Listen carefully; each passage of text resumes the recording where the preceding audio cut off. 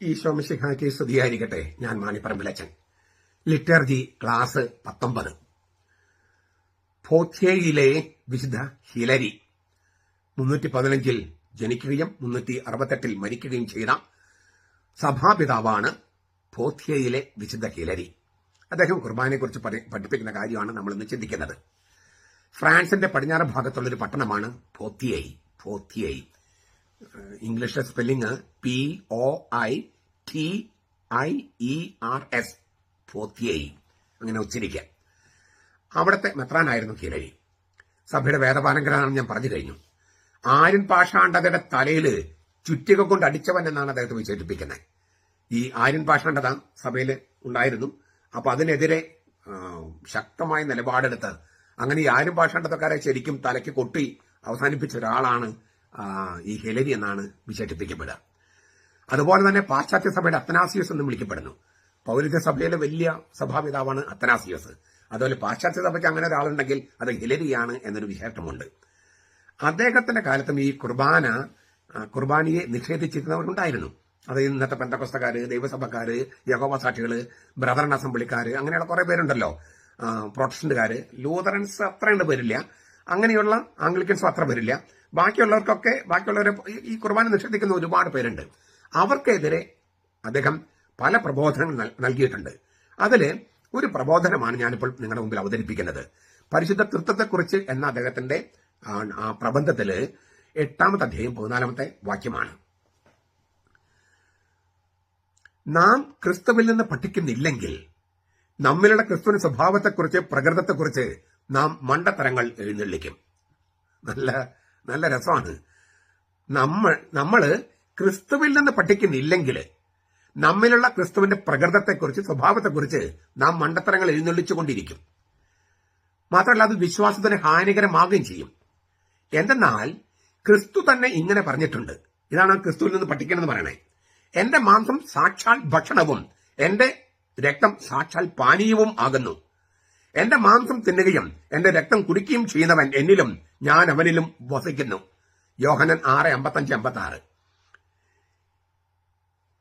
ക്രിസ്തുവിൽ നിന്ന് പഠിക്കുന്നില്ലെങ്കിൽ, ഇത് ക്രിസ്തു പറഞ്ഞതാണ്, എന്റെ മാംസം സാക്ഷാൽ ഭക്ഷണവും എന്റെ രക്തം സാക്ഷാൽ പാനീയവുമാണ്. എന്റെ മാംസം തിന്നുകയും എന്റെ രക്തം കുടിക്കുകയും ചെയ്യുന്നവൻ എന്നിലും ഞാൻ അവനിലും വസിക്കുന്നു. ഇത് കർത്താവിന്റെ വാക്കാണ്. യോഹന്നാൻ 6:55-56. ഇത് ഈ ക്രിസ്തുവിന്റെ വചനത്തിൽ നമ്മൾ പഠിക്കണം. ക്രിസ്തുവിൽ നിന്ന് നാം പഠിക്കണം. അങ്ങനെ പഠിക്കുന്നില്ലെങ്കിൽ നമ്മിലുള്ള ക്രിസ്തുവിന്റെ സാന്നിധ്യത്തെക്കുറിച്ച് പെന്തക്കോസ്തക്കാരും യഹോവ സാക്ഷികളും ദൈവസഭക്കാരും പറയുന്ന പോലെ മണ്ടത്തരങ്ങൾ എഴുന്നള്ളിച്ചുകൊണ്ടിരിക്കും. ഹിലരി പറയാണ്. മാത്രമല്ല അത് വിശ്വാസത്തിന് ഹാനികരമാണ്. അതിനാൽ ഇത് അവന്റെ ശരീരവും ക്രിസ്തുവിന്റെ ശരീരവും രക്തവുമാണെന്ന കാര്യത്തിൽ സംശയത്തിന് തെല്ലും ഇടയില്ല. ഒരു ഇടയില്ല സംശയത്തിന്. കാരണം കർത്താവിന്റെ പ്രഖ്യാപനവും നമ്മുടെ വിശ്വാസവും അത് കർത്താവിന്റെ ശരീരരക്തങ്ങളാണെന്ന് സ്ഥിരീകരിക്കുന്നു. കർത്താവിന്റെ പ്രഖ്യാപനവും നമ്മുടെ വിശ്വാസവും രണ്ടും ചേരുകയാണ് അവിടെ. അതിനാൽ ഈ ദിവ്യരഹസ്യങ്ങൾ കൊണ്ടുവരികയും നാം എടുത്ത് ഭക്ഷിക്കുകയും ചെയ്യുമ്പോൾ ക്രിസ്തു നമ്മിലാണ്, നാം ക്രിസ്തുവിലാണ്. ഇത് സത്യമല്ലേ? അദ്ദേഹം ചോദിക്കുക, ഇത് സത്യമല്ലേ? എന്നിട്ട് അദ്ദേഹം പറയാണ്, യേശു ക്രിസ്തുവിന്റെ ദൈവത്തെ നിഷേധിക്കുന്നവരുണ്ടല്ലോ, യേശു ക്രിസ്തു ദൈവമല്ല എന്ന് പറഞ്ഞ് നടക്കുന്നവര്, അവർക്ക് വിശുദ്ധ കുർബാന സത്യമല്ലെന്ന് പ്രചരിപ്പിക്കാൻ സ്വാതന്ത്ര്യമുണ്ട്. അവരെ ചെയ്തോട്ടെ. ആ വാക്കുകൾ ഒന്നുകൂടി കേൾക്കണം നമ്മൾ. യേശുക്രിസ്തുവിന്റെ ദൈവത്തെ നിഷേധിക്കുന്നവര്, അതായത് യേശുക്രിസ്തു ദൈവമല്ല എന്ന് പറഞ്ഞ് നടക്കുന്നവര്, അവർക്ക് കുർബാന സത്യമല്ലെന്ന് വിചാരിക്കാൻ സ്വാതന്ത്ര്യമുണ്ട്, പ്രചരിപ്പിക്കാൻ സ്വാതന്ത്ര്യമുണ്ട്. അവരത് ചെയ്തോട്ടെ. അപ്പോൾ ഈ വിശുദ്ധ കുർബാന എന്ന കൂദാശി ഇല്ലെന്നും അത് കർത്താവിന്റെ ശരീരമല്ല രക്തവുമല്ല എന്ന് പറഞ്ഞ് നടക്കുന്നവരുണ്ടെങ്കിൽ അവർ യേശുക്രിസ്തുവിന്റെ ദൈവത്തെ നിഷേധിക്കുന്നവരാണ്. യേശുക്രിസ്തു ദൈവമല്ല എന്ന് പ്രചരിപ്പിക്കുന്നവരാണ്. അങ്ങനെ ഉള്ളവർക്ക്, യേശുക്രിസ്തു ദൈവത്തെ നിഷേധിക്കുന്നവർക്ക് കുർബാന നിഷേധിക്കാൻ സ്വാതന്ത്ര്യമുണ്ട്. അവരത് ചെയ്തോട്ടെ എന്നാണ് ഹിലരി പറയണേ. നമ്മളത് ചെയ്യേണ്ട കാര്യമില്ല. നമ്മൾ എന്താണ് ചെയ്യേണ്ടത്? അവന്റെ മാംസരക്തങ്ങളിലൂടെയാണ് അവൻ തന്നെ നമ്മുടെ ഉള്ളിലായിരിക്കുന്നത്. ക്രിസ്തു നമ്മുടെ ഉള്ളിലാണെന്ന് പറഞ്ഞാൽ അതൊരു ഭാവനയും വെറും വിശ്വാസവുമായി നിൽക്കാതെ മൂർത്ത രൂപത്തിൽ അവൻ നമ്മുടെ ഉള്ളിലായിരിക്കണമെങ്കിൽ കൂദാശകൾ വേണം, സവിശേഷമായി വിശുദ്ധ കുർബാന എന്ന കൂദാശ വേണം. ഇതാണ് അദ്ദേഹം പറയണേ. അവന്റെ മാംസരക്തങ്ങളിലൂടെയാണ് അവൻ തന്നെ നമ്മുടെ ഉള്ളിലായിരിക്കുന്നത്. നാം അവന്റെ ഉള്ളിലായിരിക്കുന്നതും അങ്ങനെ തന്നെയാണ്. ഇതല്ലാതെ വേറൊരു മാർഗമില്ല. അല്ലെങ്കിൽ വെറും ഭാവനയോ വെറും ഒരു വിശ്വാസമായിട്ട് മാത്രം നിൽക്കും. മൂർത്ത രൂപം പ്രാപിക്കില്ല. കോൺക്രീറ്റ് ആയിട്ടുള്ളൊരു രൂപം വേണ്ടേ? ഇനി നാം അവനോട് കൂടെയാണെങ്കിലോ നാം അപ്പോൾ ദൈവത്തിലാണ്. നാം ക്രിസ്തുവിനോട് കൂടെയാണെങ്കിൽ നാം അപ്പോൾ ദൈവത്തിലാണ്. കാരണം ദൈവവും മനുഷ്യനും പാപരഹിതനുമായ ഒരേ ഒരാളാണ് യേശുക്രിസ്തു. ആ യേശുക്രിസ്തുവാണ് നമ്മിലേക്ക് മാംസരത്നങ്ങളായി സ്പർശിക്കാനും രുചിക്കാനും അറിയാവുന്ന തരത്തിൽ നമ്മിലേക്ക് വരുന്നു. അപ്പോൾ അവൻ നമ്മിലാണ്, നാം അവനിലാണ്. അതുകൊണ്ട് തന്നെ നാം ദൈവത്തിലാണ്. ഇതാണ് കർത്താവ് പറഞ്ഞത്. നിങ്ങൾ എന്നെ സ്നേഹിക്കുന്നുവെങ്കിൽ എന്റെ ഈ കൽപ്പന പാലിക്കുക. അങ്ങനെ കൽപ്പന പാലിച്ചാൽ ഞാനും എന്റെ പിതാവും വന്ന് അവനിൽ വിശ്വസിക്കുന്നവരിൽ വാസമുറപ്പിക്കും. നാം സ്വർഗത്തിലേക്ക് പോകുന്നതിന് മുമ്പ് സ്വർഗം നമ്മിലേക്ക് വന്ന് നമ്മിൽ വാസം ഉറപ്പിക്കുകയാണ്. നാം സ്വർഗത്തിലേക്ക് പോകുന്നതിന് മുമ്പ് സ്വർഗം നമ്മിലേക്ക് വന്ന് വാസം ഉറപ്പിക്കുന്നില്ലെങ്കിൽ നാം സ്വർഗത്തിൽ പ്രവേശിക്കില്ല. നാം സ്വർഗത്തിലേക്ക് പ്രവേശിക്കുന്നതിന് മുമ്പ് സ്വർഗം നമ്മിലേക്ക് പ്രവേശിക്കണം. ഇതാണ് ദൈവരാജ്യം നിങ്ങളുടെ ഉള്ളിലാണെന്ന് പറഞ്ഞതിന്റെ അർത്ഥം. ദൈവരാജ്യം നിങ്ങളുടെ ഇടയിലാണ്, ദൈവരാജ്യം നിങ്ങളുടെ ഉള്ളിലാണ്. ഈ ദൈവരാജ്യം എന്ന് പറയുന്നത് യേശുക്രിസ്തു തന്നെയാണ്. ആ യേശുക്രിസ്തു നമ്മുടെ ഉള്ളിലാണെങ്കിലേ ദൈവരാജ്യം നമ്മുടെ ഉള്ളിലാകൂ, സ്വർഗം നമ്മുടെ ഉള്ളിലാകൂ. എങ്കിലേ നാം സ്വർഗത്തിലേക്ക് പ്രവേശിക്കൂ. ഇതൊരു ഒരേ സമയം നടക്കുന്ന കാര്യങ്ങളാണ് രണ്ടും. ഇതാണ് ഈ വിശുദ്ധ ഹിലരി അവതരിപ്പിച്ചത്. എത്രയോ ഗംഭീരമായ വ്യാഖ്യാനമാണ് കുർബാനയെക്കുറിച്ച്. നമുക്കത് പല പ്രാവശ്യം കേൾക്കാം. എന്നിട്ട് നമ്മുടെ ഇടയിലും ഈ ആര്യൻ ഭാഷ പോലെ പെന്തക്കോസ്തക്കാര്, ദൈവസഭക്കാര്, ബ്രദർ അസംബ്ലി, ബോൺ അഗെയിൻ, പ്രൊട്ടസ്റ്റന്റുകാര്, അങ്ങനെ നൂറായിരം പേരുണ്ട്. അവരോടൊക്കെ ഈ വിശുദ്ധന്റെ വാക്യങ്ങളും കർത്താവിന്റെ വാക്യങ്ങളൊക്കെ വെച്ചിട്ട് വിശുദ്ധ കുർബാനയെക്കുറിച്ച് പ്രഘോഷിക്കുക. പരിശുദ്ധാത്മാവ് അവരിലേക്ക് വരുന്നത് വരെ പ്രഘോഷിക്കുക. നാം ഇപ്പൊ ചെയ്യേണ്ടത് ഈ ചുറ്റി കൊണ്ട് അവരെ തലയിൽ അടിക്കുന്ന പോലെ വചനം കൊണ്ട് അവരെ തലയിൽ അടിക്കുക. ഈ ഹെലരി ചെയ്തതാണ്. ബാക്കി ദൈവം ചെയ്തോളും. നമ്മുടെ കർത്താവ് ഈശോ മിശിഹായുടെ കൃപയും പിതാവായ ദൈവത്തിന്റെ സ്നേഹവും പരിശുദ്ധാത്മാവിന്റെ സഹവാസവും നാം എല്ലാവരുടെയും കൂടി ഉണ്ടായിരിക്കട്ടെ, ഇപ്പോഴും എപ്പോഴും എന്നേക്കും. ആമേൻ. ഈശോ മിശിഹായ്ക്ക് സ്തുതിയായിരിക്കട്ടെ. ഞാൻ മാണിപ്പറമ്പിലച്ചൻ. Liturgy class 21. നമ്മുടെ കർത്താവ് ഈശോ മിശിഹ അന്ത്യത്താഴത്തിൽ വെച്ച് വിശുദ്ധ കുർബാന സ്ഥാപിക്കുകയും ഉത്ഥാനം ചെയ്തിട്ട് ആദ്യമായി തന്നെ എമ്മാവസിൽ വെച്ച് വിശുദ്ധ കുർബാന അർപ്പിക്കുകയും വചന ശുശ്രൂഷ നടത്തിയതിനു ശേഷം വിശുദ്ധ കുർബാന അർപ്പിക്കുകയും പിന്നെ അത് സഭയെ ഏൽപ്പിക്കുകയും ചെയ്തു. കർത്താവ് നേരിട്ട് ഏൽപ്പിച്ചതാണ് ലിറ്റർജി. അതുകൊണ്ട് തന്നെ ആദിമസഭയിൽ ഈ ലിറ്റർജിയുടെ ആഘോഷമുണ്ടായിരുന്നു. സഭാപിതാക്കന്മാർ അതിന് സാക്ഷ്യം വഹിക്കുന്നുണ്ട്.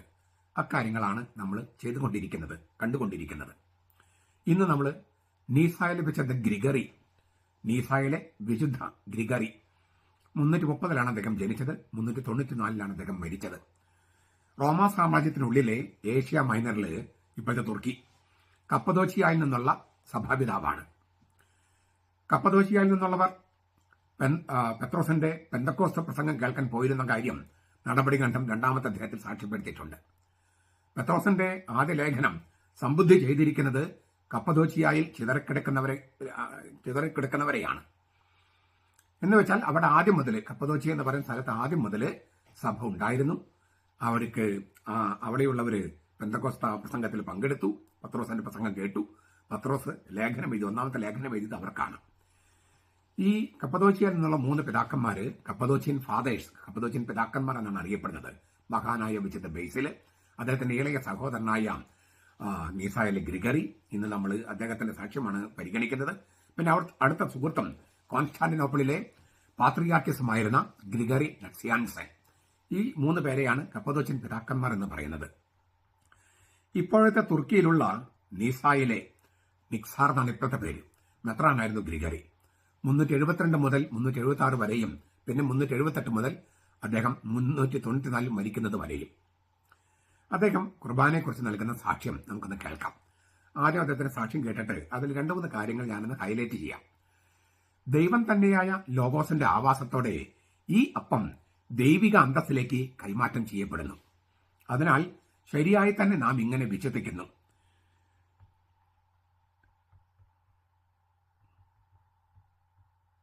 ദൈവത്തിന്റെ വചനത്താൽ കൂദാശ ചെയ്യപ്പെട്ട അപ്പം ദൈവം തന്നെയായ ലോഗോസിന്റെ ശരീരമായി തീർന്നിരിക്കുന്നു. ഇതാണ് നമ്മൾ ശരിയായിട്ട് വിശ്വസിക്കുന്നത്. തത്വത്തില് പ്രത്യക്ഷത്തിലുള്ള സ്ഥിതികോർജത്തില് പൊട്ടൻഷ്യാലിറ്റി അത് അപ്പമാണ്. മാംസം ധരിച്ച് ഭൂമിയിൽ തന്റെ കൂടാരം പഠിച്ച ലോഗോസ് അതില് അപ്പത്തില് പാർക്കാൻ വരുന്നതിലൂടെ അത് കൂദാശ ചെയ്യപ്പെടുന്നു. ആ ശരീരമാക്കാനായി വിട്ടു നൽകപ്പെട്ട അപ്പം ദൈവിക കരുത്തായി മാറുന്നതും അതേ കാരണഭൂതൻ മൂലമാണ്, അതേ ഉറവിടത്തിൽ നിന്നുള്ള ശക്തി കൊണ്ടാണ്. അപ്പത്തിന്റെ സാരാംശം നിലനിർത്തിക്കൊണ്ട് തന്നെ അത് അവന്റെ ക്രിസ്തുവിന്റെ ശരീരമാകാൻ ലോഗോസിന്റെ കൃപ കാരണമാകുന്നു. അപ്പസ്തോലൻ പറയുന്നത് പോലെ നമ്മുടെ സഭയുടെ പ്രാർത്ഥന കൊണ്ടും ദൈവത്തിന്റെ വചനം കൊണ്ടും ഈ അപ്പം കൂദാശ ചെയ്യപ്പെടുന്നു. നാം അത് ഭക്ഷിക്കുന്നത് മൂലമല്ല അത് ലോഗോസിന്റെ ശരീരമായി തീരുന്നത്. പ്രത്യുത ഇത് എന്റെ ശരീരമാണ് എന്ന് ലോഗോസ് തന്നെ പ്രഖ്യാപിച്ചതിൽ നിന്നാണ്, ദൈവവചനത്തിന്റെ ശക്തി കൊണ്ടാണ്. അങ്ങനെയാണ് അത് അവന്റെ ശരീരമായി തീരുന്നത്. അവന്റെ കൃപയുടെ പദ്ധതിയിൽ ഓരോ വിശ്വാസിലേക്കും തന്റെ മാംസത്തിലോട്ട് വ്യാപിക്കുന്നു. സാരാംശത്തിൽ വീഞ്ഞും അപ്പവുമായിരിക്കുന്ന സംഗതികളിലൂടെ കർത്താവ് തന്നെ വിശ്വാസികളുടെ ശരീരരത്നങ്ങളുമായി സംയോജിക്കുന്നു. അമരത്വമുള്ളവനായ കർത്താവുമായി ഐക്യതയിലാകുന്നതോടെ അതിൽ പങ്കെടുക്കുന്ന പങ്കാളികള് നശ്വരത വെടിഞ്ഞ് അനശ്വരതയിലേക്ക് ചുവടുവെക്കുന്നു. കർത്താവ് ഇത് ചൊരിയുന്നത് ദൃശ്യമായ സംഗതികളെ അമരത്വമാക്കുന്ന ആശീർവാദത്തിന്റെ ശക്തി കൊണ്ടാണ്. ദ ഗ്രേറ്റ് കാറ്റഗിസം, വലിയ മതബോധനം എന്നുള്ള ആ രചനയിൽ 37-ാമത്തെ വകുപ്പാണ് ഞാൻ വായിച്ചത്, ഈ മഹാനായ വിശുദ്ധ ഗ്രിഗറിയുടെ.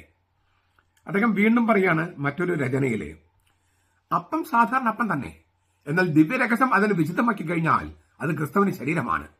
അതിനാൽ അതിനെ ക്രിസ്തുവിന്റെ ശരീരം എന്ന് തന്നെ നാം വിളിക്കുന്നു. ഇതുപോലെയാണ് സഭാത്മക തൈലവും ഇതുപോലെയാണ് വീഞ്ഞും. ആശീർവാദത്തിന് മുമ്പ് അവയ്ക്ക് വലിയ വിലയില്ല.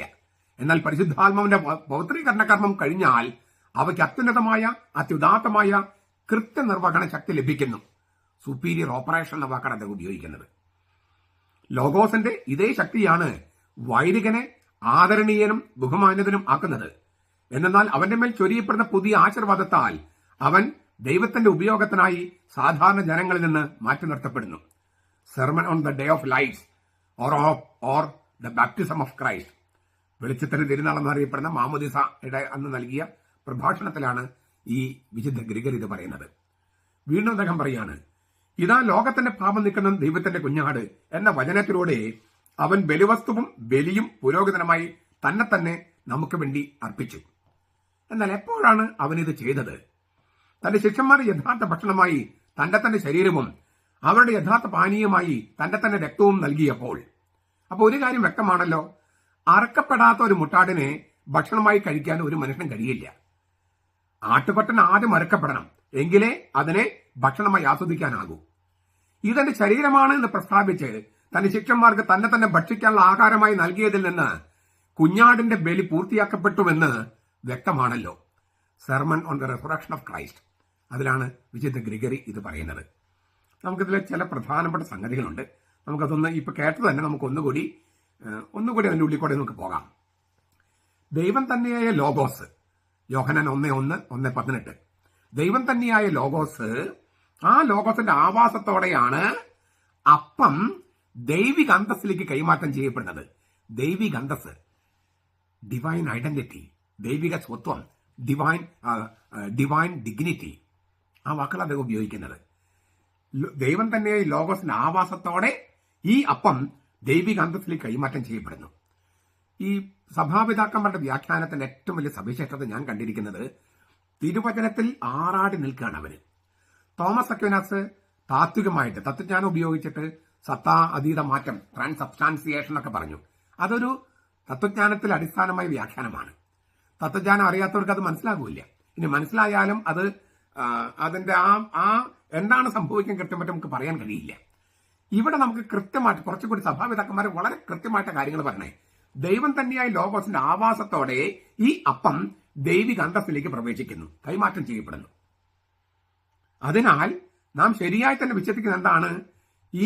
ഇത് ക്രിസ്തുവിന്റെ ശരീരം തന്നെയാണ്. വചനത്താൽ കൂദാശ ചെയ്യപ്പെട്ട അപ്പം ദൈവം തന്നെയായ ലോഗോസിന്റെ ശരീരമായി തീർന്നിരിക്കുന്നു. വചനത്താൽ, തിരുവചനത്താൽ കൂദാശ ചെയ്യപ്പെടുകയാണ്. എന്നിട്ട് പറയാണ്, ഇതൊന്നുകൂടി വിശദീകരിക്കുക. മാംസം ധരിച്ച് ഭൂമിയിൽ കൂടാരം അടിച്ചല്ലോ ദൈവം, മനുഷ്യനായി ഈ ഭൂമിയിൽ കൂടാരം അടിച്ചു. ആ ലോഗോസ് ദൈവം തന്നെയായ ലോഗോസ് മനുഷ്യനായി മാംസമായി ഈ ഭൂമിയിൽ കൂടാരം അടിച്ചു. അങ്ങനെ കൂടാരം അടിച്ച ലോഗോസ് ഈ അപ്പത്തിൽ പാർക്കാൻ വരികയാണ്. ഭൂമിയിൽ പാർക്കാൻ വരുന്നവൻ അപ്പത്തിൽ പാർക്കാൻ വരുന്നു. അപ്പോഴാണത് കൂദാശ ചെയ്യപ്പെടുന്നത്. എത്ര ഗംഭീരമായ വ്യാഖ്യാന. മണ്ണില് ഭൂമിയിൽ പാർക്കാൻ വന്നവൻ അപ്പത്തിൽ പാർക്കാൻ വരുന്നു.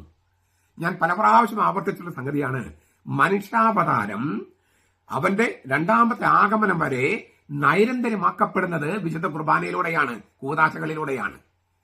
മനുഷ്യാവതാരം അന്ന് BC 2 കർത്താവ് ജനിച്ചു. ക്രിസ്തുവർഷം AD 33 അദ്ദേഹം അവൻ മരിച്ചു. ഇതിനിടയിൽ അപ്പോ അന്ന് ജീവിച്ചിരുന്ന ക്രിസ്തുവിനെ കാണാനും തൊടാനും ഒക്കെ ആൾക്കാർക്ക് കഴിഞ്ഞിരുന്നു. ആ തലമുറയ്ക്ക് മാത്രം കിട്ടിയാൽ മതിയോ ഭാഗ്യം? പോരാ, അതെല്ലാ തലമുറയിലും കിട്ടണം. ശിമിയോൻ കർത്താവിന്റെ കൈകളിലെടുത്തു, മറിയം കർത്താവിന്റെ കൈകളിലെടുത്തു, യോസഫ് കൈകളിലെടുത്തു. അത് അവർക്ക് മാത്രം ഭാഗ്യം കിട്ടിയാൽ മതിയോ? എല്ലാ തലമുറയ്ക്കും വേണ്ടേ? എപ്പോഴെല്ലാം മനുഷ്യാവതാരം നൈരന്തര്യമാക്കപ്പെടുകയുള്ളൂ. അതിനുള്ള സാധ്യതയാണ് ഒരുക്കപ്പെട്ടത് ഈ കുർബാന സ്ഥാപിച്ചതിലൂടെ. അപ്പൊ ക്രിസ്തുവിന്റെ വരവിന് മുമ്പും വരവിന് ശേഷവും ലോകം ഒരുപോലെയല്ല. അത് ഈ വിശുദ്ധ കുർബാന ഉള്ളത് കൊണ്ടാണ് ലോകം ഒരുപോലെ അല്ലാത്തത്. അതാണ് ഏറ്റവും, ഒരുപാട് കാര്യങ്ങളുണ്ട്, അതാണ് ഏറ്റവും പ്രധാനപ്പെട്ടത്. ചുരുക്കത്തില് മാംസം ധരിച്ച് മനുഷ്യനായി ദൈവം ഭൂമിയിൽ വന്നു, കൂടാരമടിച്ചു. അങ്ങനെ കൂടാരമടിച്ചവൻ അപ്പത്തിൽ പാർക്കാൻ വരുന്നു. ഇതാണ് വിശുദ്ധ ഗ്രിഗറിയുടെ മനോഹരമായ വ്യാഖ്യാനം. ചുരുക്കത്തില് ഈ തന്റെ ശരീരമാകാനായി വിട്ടു നൽകപ്പെട്ട അപ്പം ദൈവിക കരുത്തായി മാറുന്നതും ഈ കാരണഭൂതൻ മൂലമാണ്. എന്ന് വെച്ചാൽ ദൈവം തന്നെയായി ലോഗോസ് വരുന്നത് കൊണ്ടാണ് ദൈവിക കരുത്തായിട്ട് മാറുകയാണ് അപ്പം എന്നാണ് അദ്ദേഹം പറയണേ. എന്നിട്ട് പറയാണ്, അപ്പത്തിന്റെ സാരാംശം, രുചി, കളർ അതൊന്നും മാറുന്നില്ല. അതൊക്കെ നിലനിർത്തിക്കൊണ്ട് തന്നെയാണ് അവൻ ഈ തന്നെ ശരീരമായിട്ട് രൂപാന്തരപ്പെടുന്നത്. ദൈവത്തിന്റെ വചന കൊണ്ടും സഭയുടെ പ്രാർത്ഥന കൊണ്ടും. എത്രയോ ലളിതം, എത്രയോ പെരുമയുള്ളത്. സഭയുടെ പ്രാർത്ഥന കൊണ്ടും ദൈവത്തിന്റെ വചനം കൊണ്ടുമാണ് ഈ അപ്പം കൂദാശ ചെയ്യപ്പെടുന്നതും ക്രിസ്തുവിന്റെ ശരീരമായി രൂപാന്തരപ്പെടുന്നതും. എന്നിട്ട് അദ്ദേഹം പറയുന്നൊരു വാക്ക് എനിക്ക് വളരെ ഇഷ്ടപ്പെട്ട ഒരു വാക്കാണ്. അവന്റെ കൃപയുടെ പദ്ധതിയിൽ, നമ്മൾ ദൈവിക പദ്ധതി എന്നൊക്കെ നമ്മൾ കേൾക്കാറുണ്ട്, അദ്ദേഹം ഉപയോഗിക്കുന്ന വാക്ക് അവന്റെ കൃപയുടെ പദ്ധതിയിൽ ഓരോ വിശ്വാസിയിലേക്കും തന്റെ മാംസത്തിലൂടെ വ്യാപിക്കുകയാണ് വിശുദ്ധ കുർബാനയിലൂടെ. എന്തൊരു ഗംഭീരമായ വ്യാഖ്യാന. അവന്റെ കൃപയുടെ പദ്ധതിയിൽ ഓരോ വിശ്വാസിയിലേക്കും തന്റെ മാംസത്തിലൂടെ വ്യാപിക്കുകയാണ് കർത്താവ്. സാരാംശത്തിൽ വീഞ്ഞും അപ്പവുമായിരിക്കുന്ന സംഗതികളിലൂടെ കർത്താവ് തന്നെ വിശ്വാസികളുടെ ശരീരരക്തങ്ങളായി യോജിക്കുകയാണ്. അപ്പോൾ അമരത്വമുള്ളവനായ ക്രിസ്തുവുമായിട്ട് നമ്മൾ സംയോജിപ്പിക്കപ്പെടുന്നത് കൊണ്ട് നമ്മൾ തന്നെയും അനശ്വരതയിലേക്ക്, അമരത്വത്തിലേക്ക് ചുവടുവെക്കുന്നുവെന്ന് അദ്ദേഹം പറയുന്നു. എന്നിട്ട് പറയാണ്, ഈ അപ്പം നമ്മൾ സമർപ്പിക്കുമ്പോൾ തുടക്കത്തിൽ അത് സാധാരണ അപ്പം തന്നെ, എന്നാൽ വിശുദ്ധമാക്കി കഴിഞ്ഞാൽ അത് ക്രിസ്തുവിന്റെ ശരീരമാണ്. എന്ന് വെച്ചാൽ പരിശുദ്ധാത്മാവിന്റെ പവിത്രീകരണ കർമ്മം കഴിഞ്ഞാൽ ഈ അപ്പം അത്യുദാത്തമായ കൃത്യനിർവഹണ ശക്തിയുള്ളതായിട്ട് മാറുന്നു. ഞാൻ നേരത്തെ പറഞ്ഞു, സുപ്പീരിയർ ഓപ്പറേഷൻ. പരിശുദ്ധാത്മാവിന്റെ പവിത്രീകരണ കർമ്മം, അതായത് പരിശുദ്ധാത്മാവ് ഈ അപ്പത്തിലേക്ക് വരുമ്പോൾ, ഈ വീഞ്ഞിലേക്ക് വരുമ്പോൾ അത് ഏറ്റവും ഉന്നതമായ, ഏറ്റവും ഉദാത്തമായ കൃത്യനിർവഹണത്തിനുള്ള ശക്തിയുള്ള സംഗതിയായിട്ട് മാറി. എന്ന് വെച്ചാൽ ക്രിസ്തുവിന്റെ ശരീരവും രക്തവുമായി മാറി എന്നാണ് ഉദ്ദേശിക്കുന്നത്. ദ മോസ്റ്റ് സുപ്പീരിയർ ഓപ്പറേഷൻ എന്ന് പറഞ്ഞാൽ ക്രിസ്തുവിന് ചെയ്യാൻ പറ്റുന്ന കാര്യമായിട്ട് ക്രിസ്തു തന്നെയായിട്ട് മാറി. ക്രിസ്തുവിന് ചെയ്യാൻ പറ്റുന്ന കാര്യം ചെയ്യാൻ കഴിയുന്ന ക്രിസ്തു തന്നെയായിട്ട് മാറി. ഇതാണ് പറയുന്നത്. ഒരു കാര്യം കൂടി പറയട്ടെ, ഇതേ ലോഗോസിന്റെ ശക്തിയാണ് വൈദികനെ ആദരണീയനും ബഹുമാനീയനുമാക്കുന്നത്. കാരണം ഈ വൈദികന്റെ മേൽ ചൊരിയപ്പെടുന്ന ആശീർവാദത്താൽ കൈവപ്പിനെയാണ് ഉദ്ദേശിക്കുന്നത്. അവൻ പുരോഹിതൻ ദൈവത്തിന്റെ ഉപയോഗത്തിനായി സാധാരണ ജനങ്ങളിൽ നിന്ന് മാറ്റി നിർത്തപ്പെടുന്നു. ഹഗിയാറ്റ്സോ, വിശുദ്ധീകരിക്കപ്പെടുക, പൂജിതമാക്കപ്പെടുക, കൂദാശ ചെയ്യപ്പെടുക എന്ന് പറഞ്ഞാല്, ഞാനൊരു ഉദാഹരണം പറയട്ടെ. ഇപ്പൊ നമ്മളിങ്ങനെ ഒരു സംഗതി എടുത്തിട്ട് ഇങ്ങനെ ഉയർത്തിപ്പിടിക്കുകയാണ്, ദൈവത്തിലേക്ക് ഉയർത്തിപ്പിടിക്കുകയാണ്. കാസയെടുത്ത്, അപ്പമെടുത്ത്, വീഞ്ഞെടുത്ത് ദൈവത്തിന്റെ ഉപയോഗത്തിന് ഉയർത്തിപ്പിടിക്കുക. ഈ ഉയർത്തിപ്പിടിക്കുന്നതിനെയാണ് വിശുദ്ധീകരിക്കുക, മാറ്റി നിർത്തുക, കൂദാശ ചെയ്യുക എന്ന് പറയുക. ഉയർത്തിപ്പിടിക്കുക, ദൈവത്തിന്റെ ഉപയോഗത്തിനായി ദൈവത്തിലേക്ക് ഉയർത്തിപ്പിടിക്കുക. വൈദികനെ ദൈവത്തിന്റെ ഉപയോഗത്തിനെ ഉയർത്തിപ്പിടിക്കുകയാണ് മെത്രാൻ മുകളിലേക്ക്. ദൈവത്തിന്റെ ഉപയോഗത്തിന് വിട്ടുകൊടുക്കുകയാണ് വൈദികനെ. അതുകൊണ്ടാണ് വൈദികനെ ദൈവത്തിന്റെ ഉപകരണം എന്ന് പറയുന്നത്. ദൈവത്തിന്റെ ഉപയോഗത്തിന് മാറ്റി നിർത്തപ്പെട്ടവനാണ് വൈദികൻ. അതാണ് ഈ പരിശുദ്ധാത്മാവിന്റെ മേൽ വരാനുള്ള കൈവപ്പ് ശുശ്രൂഷയിലൂടെ മെത്രാൻ വൈദികനെ ദൈവത്തിന്റെ ഉപയോഗത്തിനായി മാറ്റി നിർത്തുകയാണ്, ദൈവത്തിന്റെ പക്കലേക്ക് ഉയർത്തിപ്പിടിക്കുകയാണ് ദൈവത്തിന്റെ ഉപയോഗത്തിനായി. ഇത് ഞാൻ ഈ വിശുദ്ധ ഗ്രിഗറി പറഞ്ഞ കാര്യം തന്നെ ഒന്ന് എന്റേതായ തരത്തിൽ വ്യാഖ്യാനിച്ചതാണ്. ഇനി ഒരു കാര്യം കൂടിയുണ്ട്. ഞാൻ വളരെയധികം പ്രാവശ്യം പറഞ്ഞിരിക്കുന്ന കാര്യം, ഞാൻ വിശുദ്ധ ഗ്രിഗറി അത് പറയുമ്പോൾ കുറച്ചുകൂടി സ്ഥിരീകരണം കിട്ടുകയാണല്ലോ. എപ്പോഴാണ് അവൻ ബലിയും ബലിവസ്തുവും പിന്നെ പുരോഹിതനുമായി തന്നെ സമർപ്പിച്ചത്? എന്നിട്ട് അതൊക്കെ ഒരു ഉദാഹരണം പറയുക. നമുക്ക് മുട്ടാടിനെ, ആട്ടുകൊറ്റനെ അറക്കാതെ ഭക്ഷിക്കാൻ പറ്റുമോ? ഇല്ല. കർത്താവ് പറയാൻ ഇത് വാങ്ങി ഭക്ഷിക്കുക, തന്റെ ശരീരം, തന്റെ രക്തം വാങ്ങി കുടിക്കുക. അപ്പൊ ആദ്യം അവൻ അറുക്കപ്പെടണ്ടേ? അവൻ അറുക്കപ്പെടാതെ അവനെ നമുക്ക് ഭക്ഷണമായിട്ട് തരാൻ പറ്റുമോ? അവൻ അറുക്കപ്പെടാതെ അവന്റെ രക്തം കുടിക്കാൻ നമുക്ക് തരാൻ പറ്റുമോ? അതാണ് ചോദിക്കുക.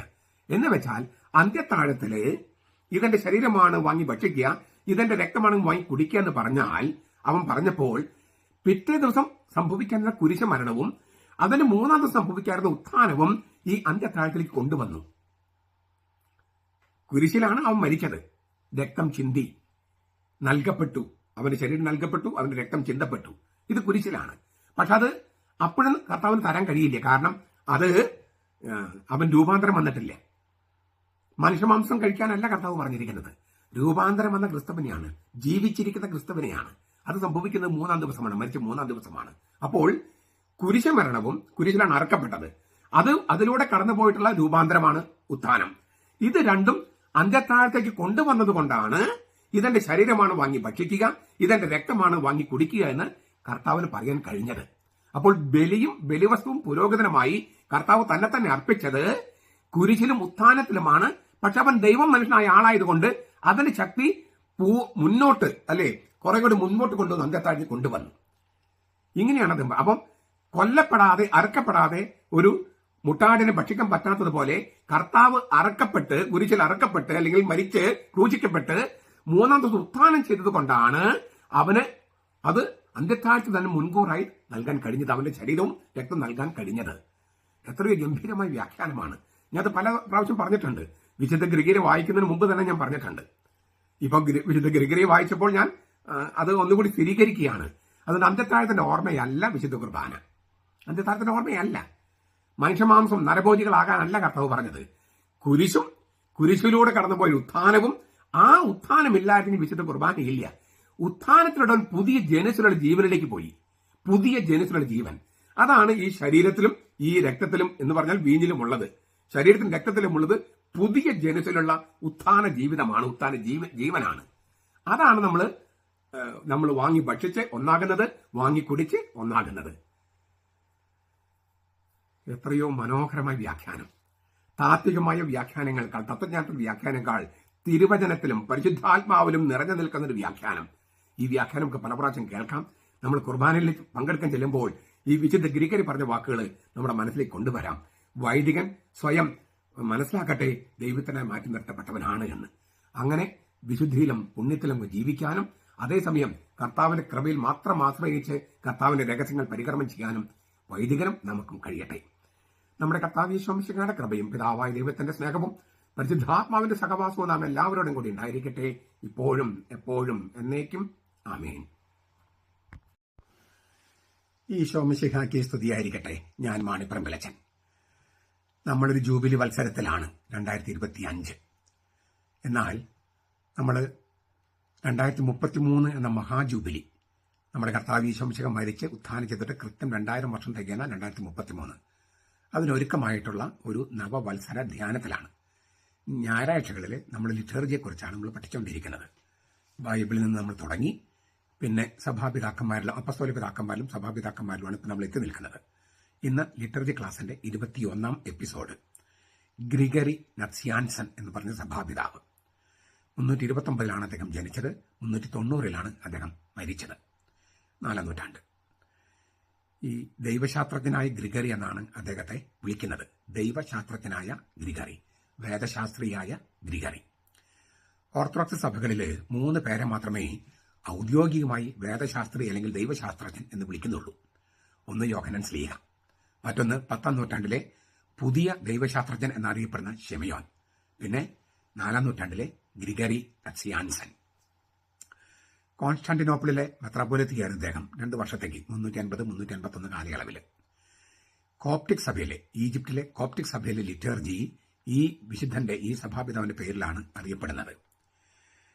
ഇക്കോണിയത്തിലെ മെത്രാനായിരുന്ന ഗ്രിഗറി അംഫിലോക്കിയൂസിനുള്ള ഒരു കത്തില് ഈ ഗ്രിഗറി നക്സിയാൻസൻ കുർബാനയെക്കുറിച്ചുള്ള മനോഹരമായ ഒരു വീക്ഷണം പങ്കുവെക്കുന്നുണ്ട്. വളരെ മനോഹരമായ ഒരു വീക്ഷണം. കർത്താവിനെക്കുറിച്ച് ധ്യാനിക്കുന്ന വൈദികൻ ലിറ്റർജി ആഘോഷിക്കുമ്പോൾ വലിയ കാര്യമാണ് ചെയ്യുന്നത്. അദ്ദേഹം ഉത്ഥാനത്തിന്റെ ബലിയിൽ, ആ വാക്ക് നോക്കിയാൽ, ഉത്ഥാനത്തിന്റെ ബലിയിൽ കൈവയ്ക്കുമ്പോൾ പാപങ്ങളുടെ വലിയ ഭാരത്തിൽ നിന്നാണ് നാം വിടുതൽ പ്രാപിക്കുന്നത്. ഉത്ഥാനത്തിന്റെ ബലിയിൽ വൈദികൻ കൈവയ്ക്കുമ്പോൾ പാപങ്ങളുടെ വലിയ ഭാരത്തിൽ നിന്നാണ് നമ്മൾ വിടുതൽ പ്രാപിക്കുന്നത്. അല്ലയോ ബഹുമാനപ്പെട്ട സ്നേഹിത, ഈ ഇക്കോണിത്തല മെത്രാനെ അതുപോലെ വൈദികരെ വിളിക്കുകയാണ്. അല്ലയോ ബഹുമാനപ്പെട്ട സ്നേഹിത, നിന്റെ വാക്കുകൊണ്ട് വചനത്തെ താഴോട്ട് കൊണ്ടുവരികയും നിന്റെ സ്വരം ഒരു വാളായി ഉപയോഗിച്ച് രക്തരഹിതമായ വിധത്തിൽ കർത്താവിന്റെ ശരീരരക്തങ്ങൾ മുറിക്കുകയും ചെയ്യുമ്പോൾ, നമുക്കത് ഒന്നുകൂടി കേൾക്കണം. നിന്റെ വാക്കുകൊണ്ട് വചനത്തെ താഴോട്ട് കൊണ്ടുവരികയും നിന്റെ സ്വരം ഒരു വാളായി, വചനവാള് ആയി, ആത്മാവിന്റെ വാളാണ് വചനവാള്, നിന്റെ സ്വരം ഒരു വാളായി ഉപയോഗിച്ച് രക്തരഹിതമായ, രക്തം ചിന്താത്ത തരത്തിൽ കർത്താവിന്റെ തിരുശരീരങ്ങൾ മുറിക്കുകയും ചെയ്യുമ്പോൾ എനിക്ക് വേണ്ടി പ്രാർത്ഥിക്കുന്നതിൽ നിന്നും അപേക്ഷിക്കുന്നതിൽ നിന്നും നീ വിരമിക്കരുതേ. നീ എനിക്ക് വേണ്ടി കൂടി പ്രാർത്ഥിക്കണം. നമ്മൾ പെട്ടെന്ന്, ഞാൻ പല പ്രാവശ്യം പറഞ്ഞിട്ടുള്ളതെന്ന് ആവർത്തിക്കാൻ ആഗ്രഹിക്കുകയാണ്. ഇത് വായിച്ചിട്ടാണോ, ഇതെല്ലാം വായിച്ചിട്ടാണോ എന്ന് അറിഞ്ഞുകൂടാ. ജോൺ മരിയ വിയാനി ഒരുപാട് വർഷങ്ങൾക്ക് ശേഷം പറയുന്നുണ്ട്, ഇടവക്കാരൻ ചോദിക്കുകയാണ്, ആരാണ് വൈദികൻ? എന്നിട്ട് അദ്ദേഹം തന്നെ മറുപടി പറയാണ്, ഏത് മനുഷ്യനെയാണോ ദൈവം അനുസരിക്കുന്നത് ആ മനുഷ്യനാണ് വൈദികൻ. ആരാണ് വൈദികൻ? ഏത് മനുഷ്യനെയാണോ ദൈവം അനുസരിക്കുന്നത് അവനാണ് വൈദികൻ. എന്തുകൊണ്ടാണ് ഇങ്ങനെ പറയുന്നത്? വൈദികൻ കരങ്ങൾ ഉയർത്തി കർത്താവേ നിന്റെ പരിശുദ്ധാത്മാവ് എഴുന്നള്ളി വരട്ടെ എന്ന് പറയുമ്പോൾ ദൈവമായ കർത്താവ് പരിശുദ്ധാത്മാവിനെ അയക്കുന്നു. അപ്പോൾ കർത്താവേ നിന്റെ പരിശുദ്ധാത്മാവ് എഴുന്നള്ളി വരട്ടെ എന്ന് വൈദികൻ പറയുമ്പോൾ ദൈവം അതനുസരിക്കുകയും ദൈവത്തിന്റെ പരിശുദ്ധാത്മാവിനെ അയക്കുകയും ചെയ്യുന്നു. അങ്ങനെ ഈ അപ്പവും വീഞ്ഞും പുത്രൻ തമ്പുരാന്റെ ശരീരരക്തങ്ങളായിട്ട് രൂപാന്തരപ്പെടുത്തുന്നു. ഏത് മനുഷ്യനെയാണോ ദൈവം അനുസരിക്കുന്നത് ആ മനുഷ്യനാണ് വൈദികൻ. ഇത് വൈദികരെ അഹങ്കാരികളാക്കണോ അതോ എളിമയുള്ളവരാക്കണോ? എളിമയുള്ളവരാക്കുന്നു. ഞാൻ കുർബാനയ്ക്ക് നിൽക്കുമ്പോൾ എപ്പോഴും എൻ്റെ മനസ്സിലേക്ക് വരുന്നത് യെശയ്യാ പ്രവാചകൻ പറഞ്ഞ വാക്കുകളാണ്. അത് കുർബാന ചൊല്ലുന്നുണ്ട് താനും പൂശാപ്പ പ്രാർത്ഥനയിൽ. അശുദ്ധമായ അധരങ്ങൾ ഉള്ളവനാണ് ഞാൻ. എനിക്ക് ദുരിതം, ഞാൻ അസ്വസ്ഥനായിരിക്കുന്നു, കാരണം എൻ്റെ അധരങ്ങൾ അശുദ്ധമാണ്. അശുദ്ധമായ അധരങ്ങളുള്ളവരുടെ മധ്യേ ഞാൻ വസിക്കുകയും ചെയ്യുന്നു. ബലവാനും കർത്താവുമായ രാജാവിനെ എൻ്റെ കണ്ണുകൾ കണ്ടു കഴിഞ്ഞു. അപ്പം ഒരു ഒരു ഒരു അസ്വസ്ഥതയുണ്ട്. കാരണം ക്രിസ്തുവിൽ നിൽക്കാൻ, ഇൻ പേഴ്സോണ ക്രിസ്തി, in the person of Christ, ക്രിസ്തുവിൽ നിൽക്കാൻ, ക്രിസ്തുവിന്റെ അധികാരത്തിൽ, ക്രിസ്തുവിന്റെ വാക്കുകൾ ഉപയോഗിച്ച് വചനത്തെ താഴോട്ട് കൊണ്ടുവരാൻ, പരിശുദ്ധ റൂഹായെ താഴോട്ട് കൊണ്ടുവരാൻ, പിന്നെ ആ വചനം തന്നെ വാളായി ഉപയോഗിച്ച് രക്തരഹിതമായ വിധത്തിൽ ഈ ശരീരരക്തങ്ങൾ മുറിക്കാൻ, അതിനുള്ള അധികാരവും ശക്തിയും കൃപയും അഭിഷേകവും കർത്താവ് നൽകി, മഹാപുരോഹിതനായ കർത്താവ്, ഏകപുരോഹിതനായ കർത്താവ് അവന്റെ പൗരോഹിത്യത്തിൽ പങ്കുപറ്റാനായിട്ട് ഈ വൈദികരെ തെരഞ്ഞെടുത്തിരിക്കുകയാണ്. ആ വൈദികരിൽ നമുക്ക് സംഭവിക്കുന്നതാണ്, ഉത്ഥാനത്തിന്റെ ബലിയിൽ കൈവയ്ക്കുമ്പോൾ പാപങ്ങളുടെ വലിയ ഭാരത്തിൽ നിന്നാണ് നാം വിടുതൽ പ്രാപിക്കുന്നത്. കാരണം കർത്താവ് പറഞ്ഞു, ഇത് പാപങ്ങളുടെ മോചനത്തിന് വേണ്ടിയുള്ള പുതിയ ഉടമ്പടിയുടെ രക്തമാണ്. പാപങ്ങളുടെ മോചനത്തിന് വേണ്ടിയുള്ള പുതിയ ഉടമ്പടിയുടെ രക്തമാണിത്. അതിലാണ് നമ്മൾ പങ്കെടുക്കുന്നത്. അപ്പൊ അതിന് വെറുതെ ഒരു ഹോള് ഇട്ട്, ചില ശീലയിട്ട്, അങ്ങനെ നമ്മൾ സാധാരണ ഒരു ബ്രേക്ക്ഫാസ്റ്റ് കഴിക്കുന്ന ലാഘവത്തോടെയോ ഒരു ഡിന്നർ കഴിക്കുന്ന ലാഘവത്തോടെ ചെയ്യാൻ പാടില്ല. കാരണം സംഭവിക്കുന്നത് മഹാരഹസ്യമാണ്. അതുകൊണ്ടാണ് നമ്മൾ ഇത്രമാത്രം, പ്രത്യേകിച്ചും പൗരത്വ സഭകളിൽ ഒരുപാട് എന്താ പറയുക, സ്വർഗമാണെന്ന് തോന്നിക്ക തരത്തിലുള്ള അലങ്കാരങ്ങളൊക്കെ അവിടെ ചെയ്യുന്നത്. കാരണം മറ്റൊരു ലോകത്തേക്ക് പ്രവേശിക്കണം, സ്വർഗീയമായ വികാരങ്ങൾ ഉണർത്തപ്പെടണം. അതിനു വേണ്ടിയിട്ടാണ് ഇതെല്ലാം ചെയ്യുന്നത്. അത് ആർഭാടമല്ല. സ്വർഗത്തെ പൂർവ്വമായിട്ട് ആസ്വദിക്കുകയാണ്. അതിനുള്ള സംവിധാനങ്ങൾ ഒരുക്കുകയാണ്. ഈ ഗ്രിഗറി നക്സിയാൻസന്റെ വാക്കുകൾ, 3 വാക്കുകളാണ് ഞാൻ ഒന്ന് ആവർത്തിക്കാൻ ആഗ്രഹിക്കുന്നത്. ഒന്ന്, ഉത്ഥാനത്തിന്റെ ബലിയിൽ കൈവയ്ക്കുന്നു. 2, നിന്റെ വാക്കുകൊണ്ട് വചനത്തെ താഴോട്ട് കൊണ്ടുവരുന്നു. കാരണം നീ ക്രിസ്തുവൻ ആളിലാണ് നിൽക്കുന്നത്. 3, നിന്റെ സ്വരം വചനവാളായി ഉപയോഗിച്ച് രക്തരഹിതമായ വിധത്തിൽ നീ കർത്താവിന്റെ തിരുശരീരങ്ങൾ മുറിക്കുന്നു. അങ്ങനെ മുറിക്കുമ്പോൾ ചില പ്രാർത്ഥനകളുണ്ട്. അപ്പോൾ നിന്റെ സ്വരം ഉപയോഗിച്ചിട്ടാണ് ഇത് മുറിക്കുന്നത്. അപ്പോൾ എനിക്ക് വേണ്ടി പ്രാർത്ഥിക്കണേ. ആരാണ് വൈദികൻ? ഏത് മനുഷ്യനെയാണോ ദൈവം അനുസരിക്കുന്നത് ആ മനുഷ്യനാണ് വൈദികൻ. അത് നമ്മളെ എളിമയുള്ളവരാക്കട്ടെ, വൈദികരും എളിമയുള്ളവരാക്കട്ടെ, ഈ രഹസ്യത്തിൽ പങ്കെടുക്കുന്ന അമ്മയും വിനയമുള്ളവരാക്കട്ടെ. നമ്മുടെ കർത്താവ് ഈശോ മിശിഹായുടെ കൃപയും പിതാവായ ദൈവത്തിന്റെ സ്നേഹവും പരിശുദ്ധാത്മാവിന്റെ സഹവാസവും നാം എല്ലാവരോടും കൂടി ഉണ്ടായിരിക്കട്ടെ, ഇപ്പോഴും എപ്പോഴും എന്നേക്കും. ആമേൻ. ഈശോ മിശിഹായ്ക്ക് സ്തുതിയായിരിക്കട്ടെ. ഞാൻ മാണിപ്പറമ്പിലച്ചൻ. എല്ലാ ഞായറാഴ്ചകളിലും നമ്മൾ സഭയുടെ ലിറ്റർജിയെക്കുറിച്ച് നമ്മൾ ധ്യാനിക്കുകയാണ്.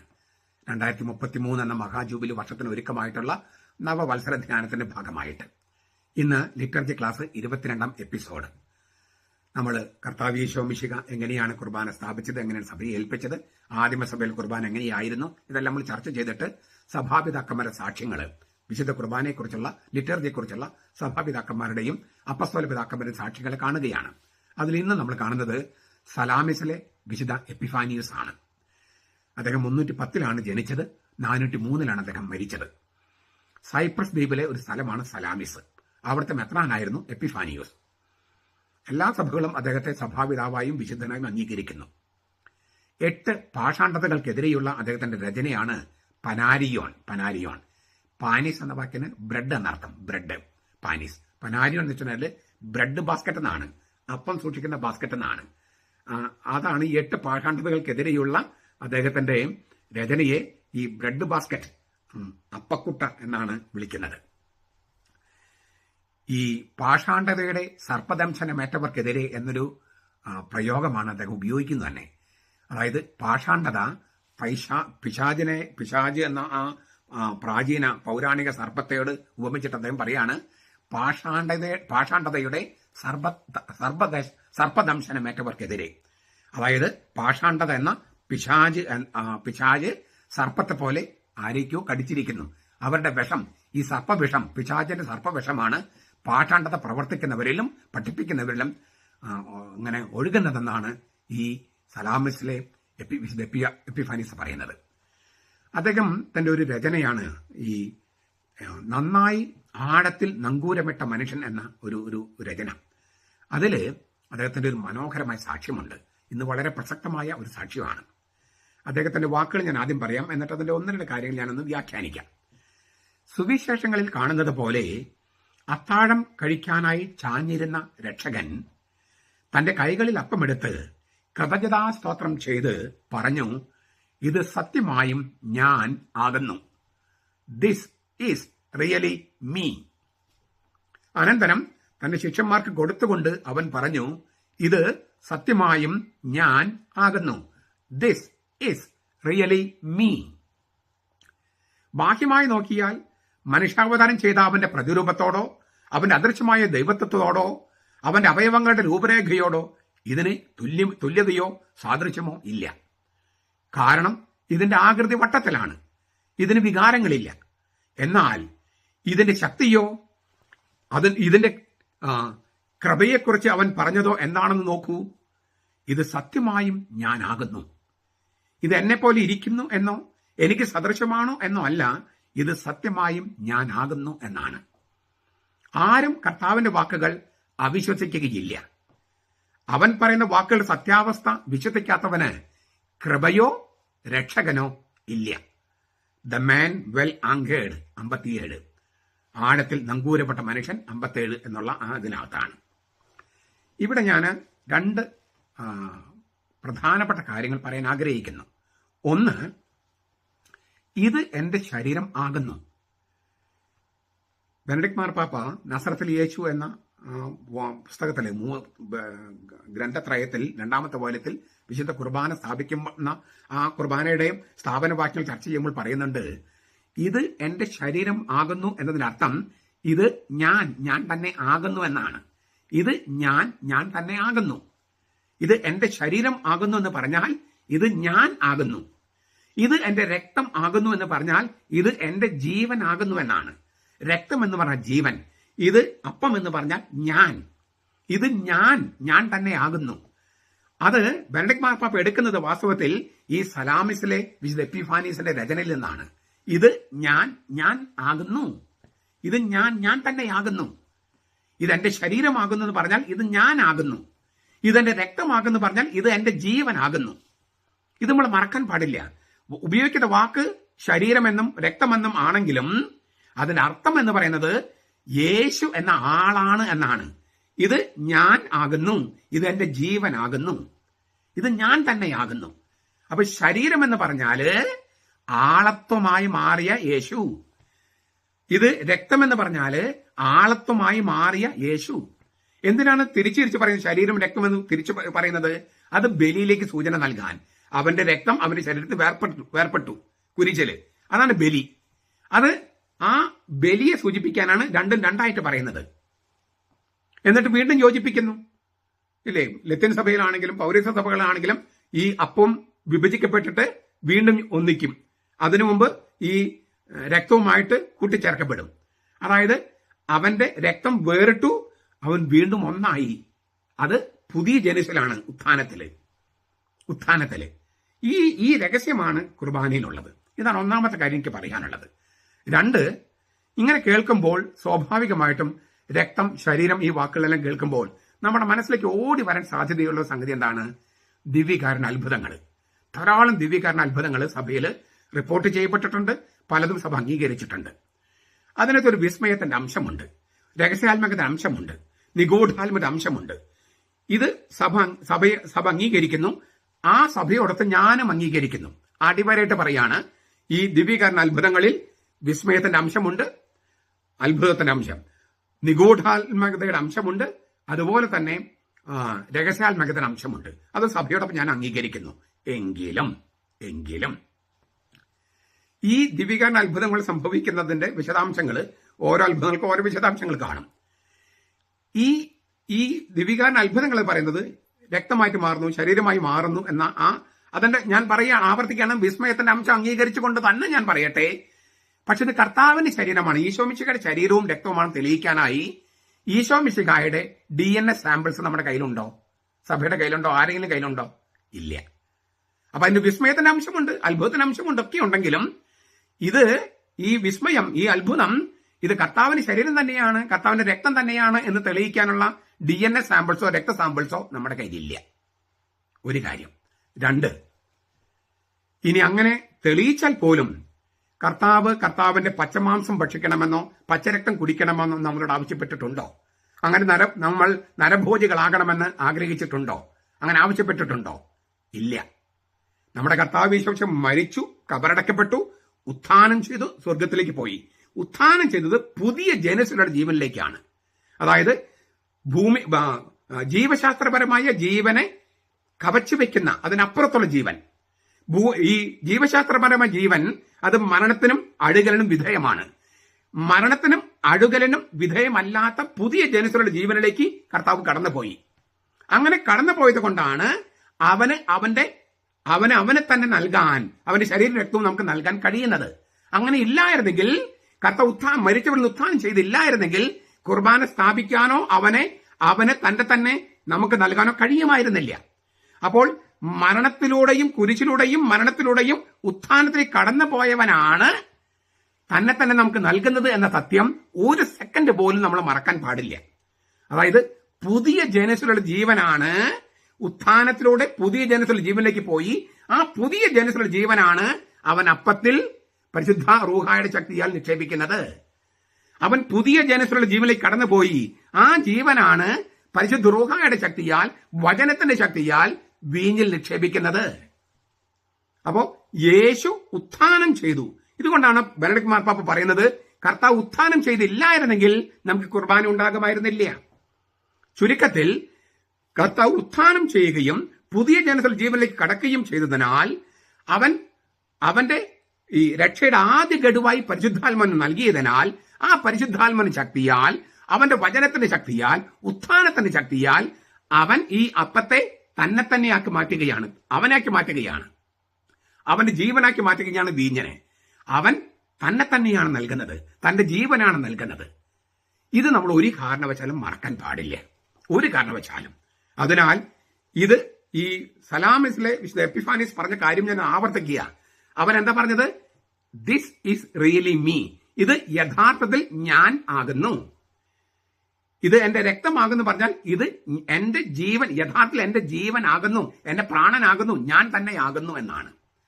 ഇത് വളരെ ശക്തമായിട്ട് നമ്മൾ പഠിപ്പിക്കേണ്ടതുണ്ട്. ഈ പോട്ട ആശ്രമത്തില് ഒരു ദിവ്യകാരണ അത്ഭുതം നടന്നൊരു കാലയളവില് പോട്ട ആശ്രമം ഇരിങ്ങാലക്കുട രൂപതാതിർത്തിക്കുള്ളിലാണ്. ഞാൻ ഇരിങ്ങാലക്കുട രൂപതക്കാരനാണ്. അപ്പൊ അന്ന് അതൊരു വലിയ വാർത്തയായിരുന്നു. അപ്പോൾ ഇരിങ്ങാലക്കുട രൂപതയുടെ മെത്രാൻ, അന്നത്തെ മെത്രാൻ ജെയിംസ് പടയാത്തിൽ പിതാവ് ഈ സംഭവങ്ങളൊക്കെ ഇങ്ങനെ അന്തരീക്ഷം നിറഞ്ഞു നിൽക്കുന്നത് കൊണ്ട് അച്ഛന്മാരുടെ മീറ്റിംഗിൽ വളരെ ഗംഭീരമായിട്ടും എന്നാൽ ലളിതമായിട്ട് അദ്ദേഹം പറഞ്ഞു. വളരെ ഈ ജെയിംസ് പിതാവിന്റെ ഒരു രീതി ഉണ്ടല്ലോ, വളരെ സോഫ്റ്റ് ആയിട്ടാണ് സംസാരിക്കുക. അപ്പൊ അദ്ദേഹം പറഞ്ഞത് ഇങ്ങനെയാണ്. അദ്ദേഹം പറഞ്ഞത്, അദ്ദേഹത്തിന്റെ വാക്കുകൾ കൃത്യ വാക്കുകളല്ല, അത് പറഞ്ഞ വാക്കുകളല്ല, പക്ഷെ അതേ സെൻസാണ് ഞാൻ ഈ പറയുന്നത്. നമ്മുടെ ചുറ്റും നടക്കുന്ന കാര്യങ്ങളെക്കുറിച്ച് നിങ്ങൾ ബോധവാന്മാരാണല്ലോ. അതായത് ഈ ദിവ്യീകരണ അത്ഭുതത്തെക്കുറിച്ചാണ് പുള്ളി സൂചിപ്പിച്ചത് പരോക്ഷമായിട്ട്. നമ്മുടെ ചുറ്റും നടക്കുന്ന കാര്യങ്ങളെക്കുറിച്ച് നിങ്ങൾ ബോധവാന്മാരാണല്ലോ. ഈ ഇങ്ങനെയുള്ള സംഭവങ്ങൾ നടക്കുന്നതിന് മുൻപും നമ്മൾ ഇത് കർത്താവിന്റെ വിശുദ്ധ കുർബാന എന്ന് പറയുന്നത് നമ്മുടെ കർത്താവ് ഈശോ മിശിഹായുടെ തിരിച്ചലും തിരുരക്തവുമാണ് നമ്മൾ വിശ്വസിച്ചിരുന്നു. ഈ അത്ഭുതം ഇല്ലാതെ തന്നെയും നമ്മൾ വിശ്വസിച്ചിരുന്നു. ആ വിശ്വാസത്തിൽ നിങ്ങൾ തുടരണമെന്നാണ് എനിക്ക് നിങ്ങളോട് പറയാനുള്ളത്.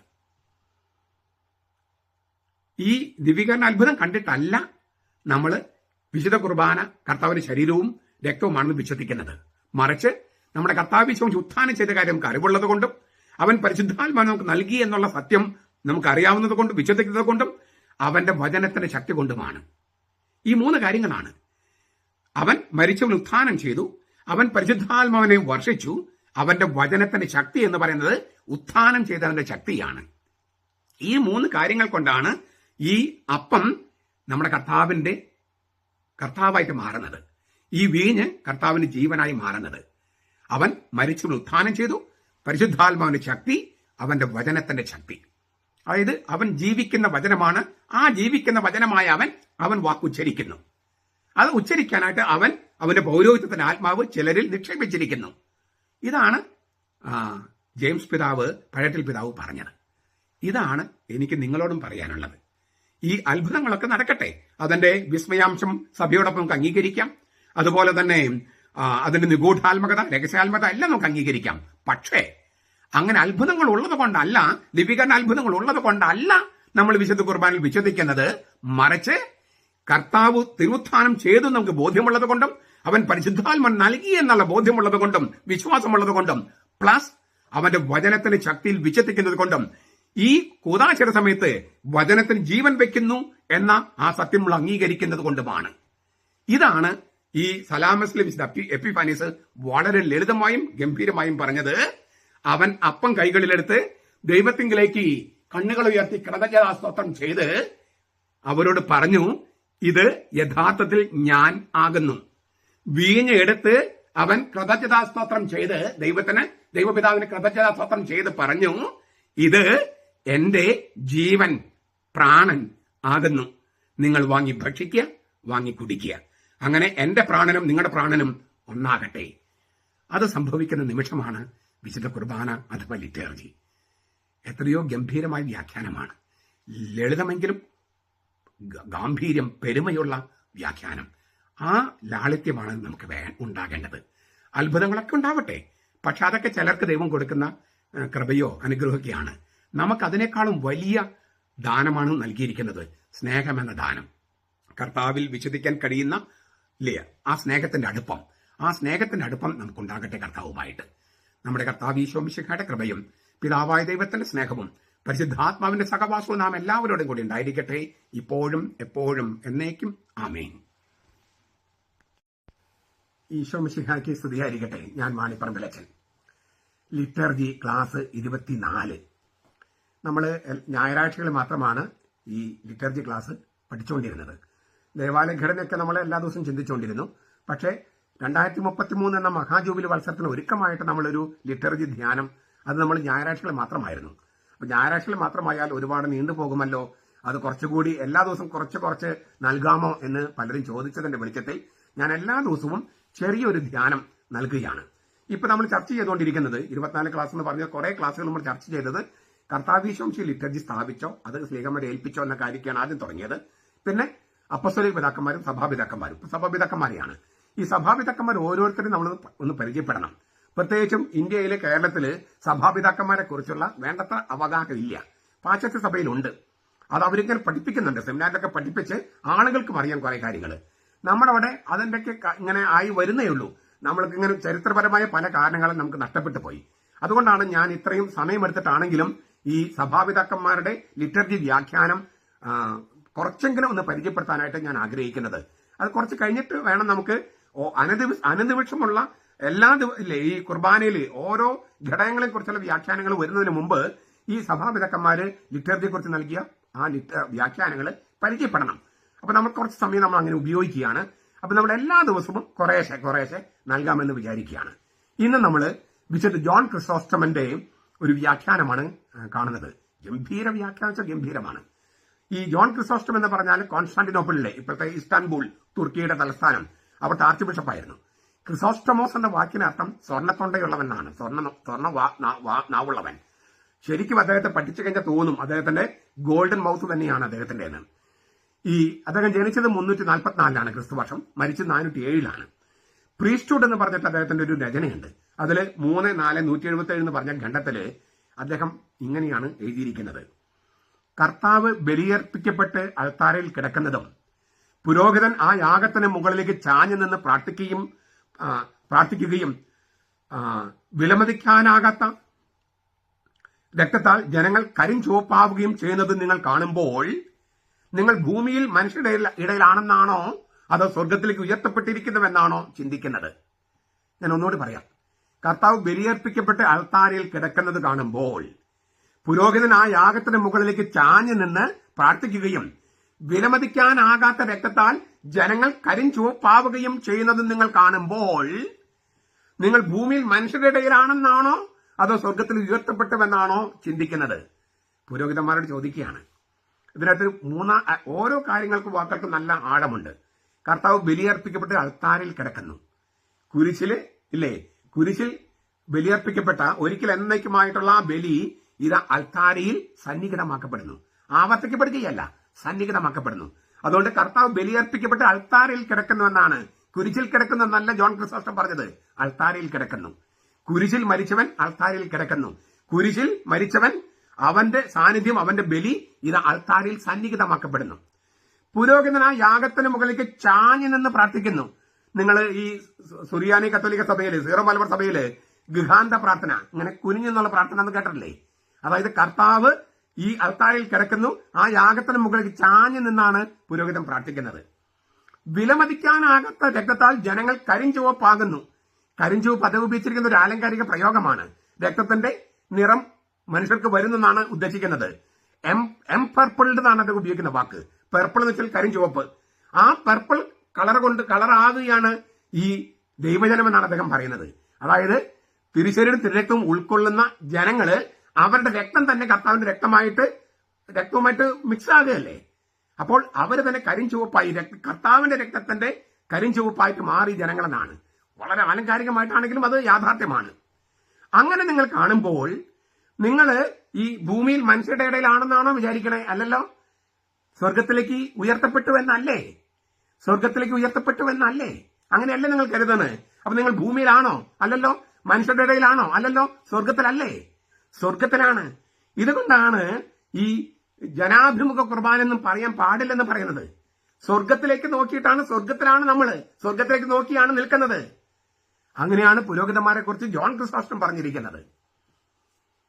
അദ്ദേഹം എന്നിട്ട് പറയാണ്, ഹോമിലീസ് ഓൺ റോമൻസ് 8:8 അതിനകത്ത് ഇതുമായിട്ട് ബന്ധപ്പെട്ട ഒരു കാര്യം പറയാണ്. അതിനാൽ ബഹുമാനിക്കൂ, ഈ വിശുദ്ധ മേശയെ ബഹുമാനിക്കൂ. ആ വിശുദ്ധ മേശയിൽ നിന്നാണ് നാം ദിവ്യകാരണം സ്വീകരിക്കുന്നത്. നമുക്ക് വേണ്ടി അറക്കപ്പെട്ട ക്രിസ്തു ബലിവസ്തുവായി തീർന്നവൻ തന്നെ ഇതാ ഈ ബലിപീഠത്തിൽ കിടക്കുന്നു. കുർബാനയെക്കുറിച്ച് പറഞ്ഞിരിക്കുന്ന ഗംഭീരമായ വ്യാഖ്യാനമാണ്. ഈ വിശുദ്ധ മേശയെ ബഹുമാനിക്കൂ.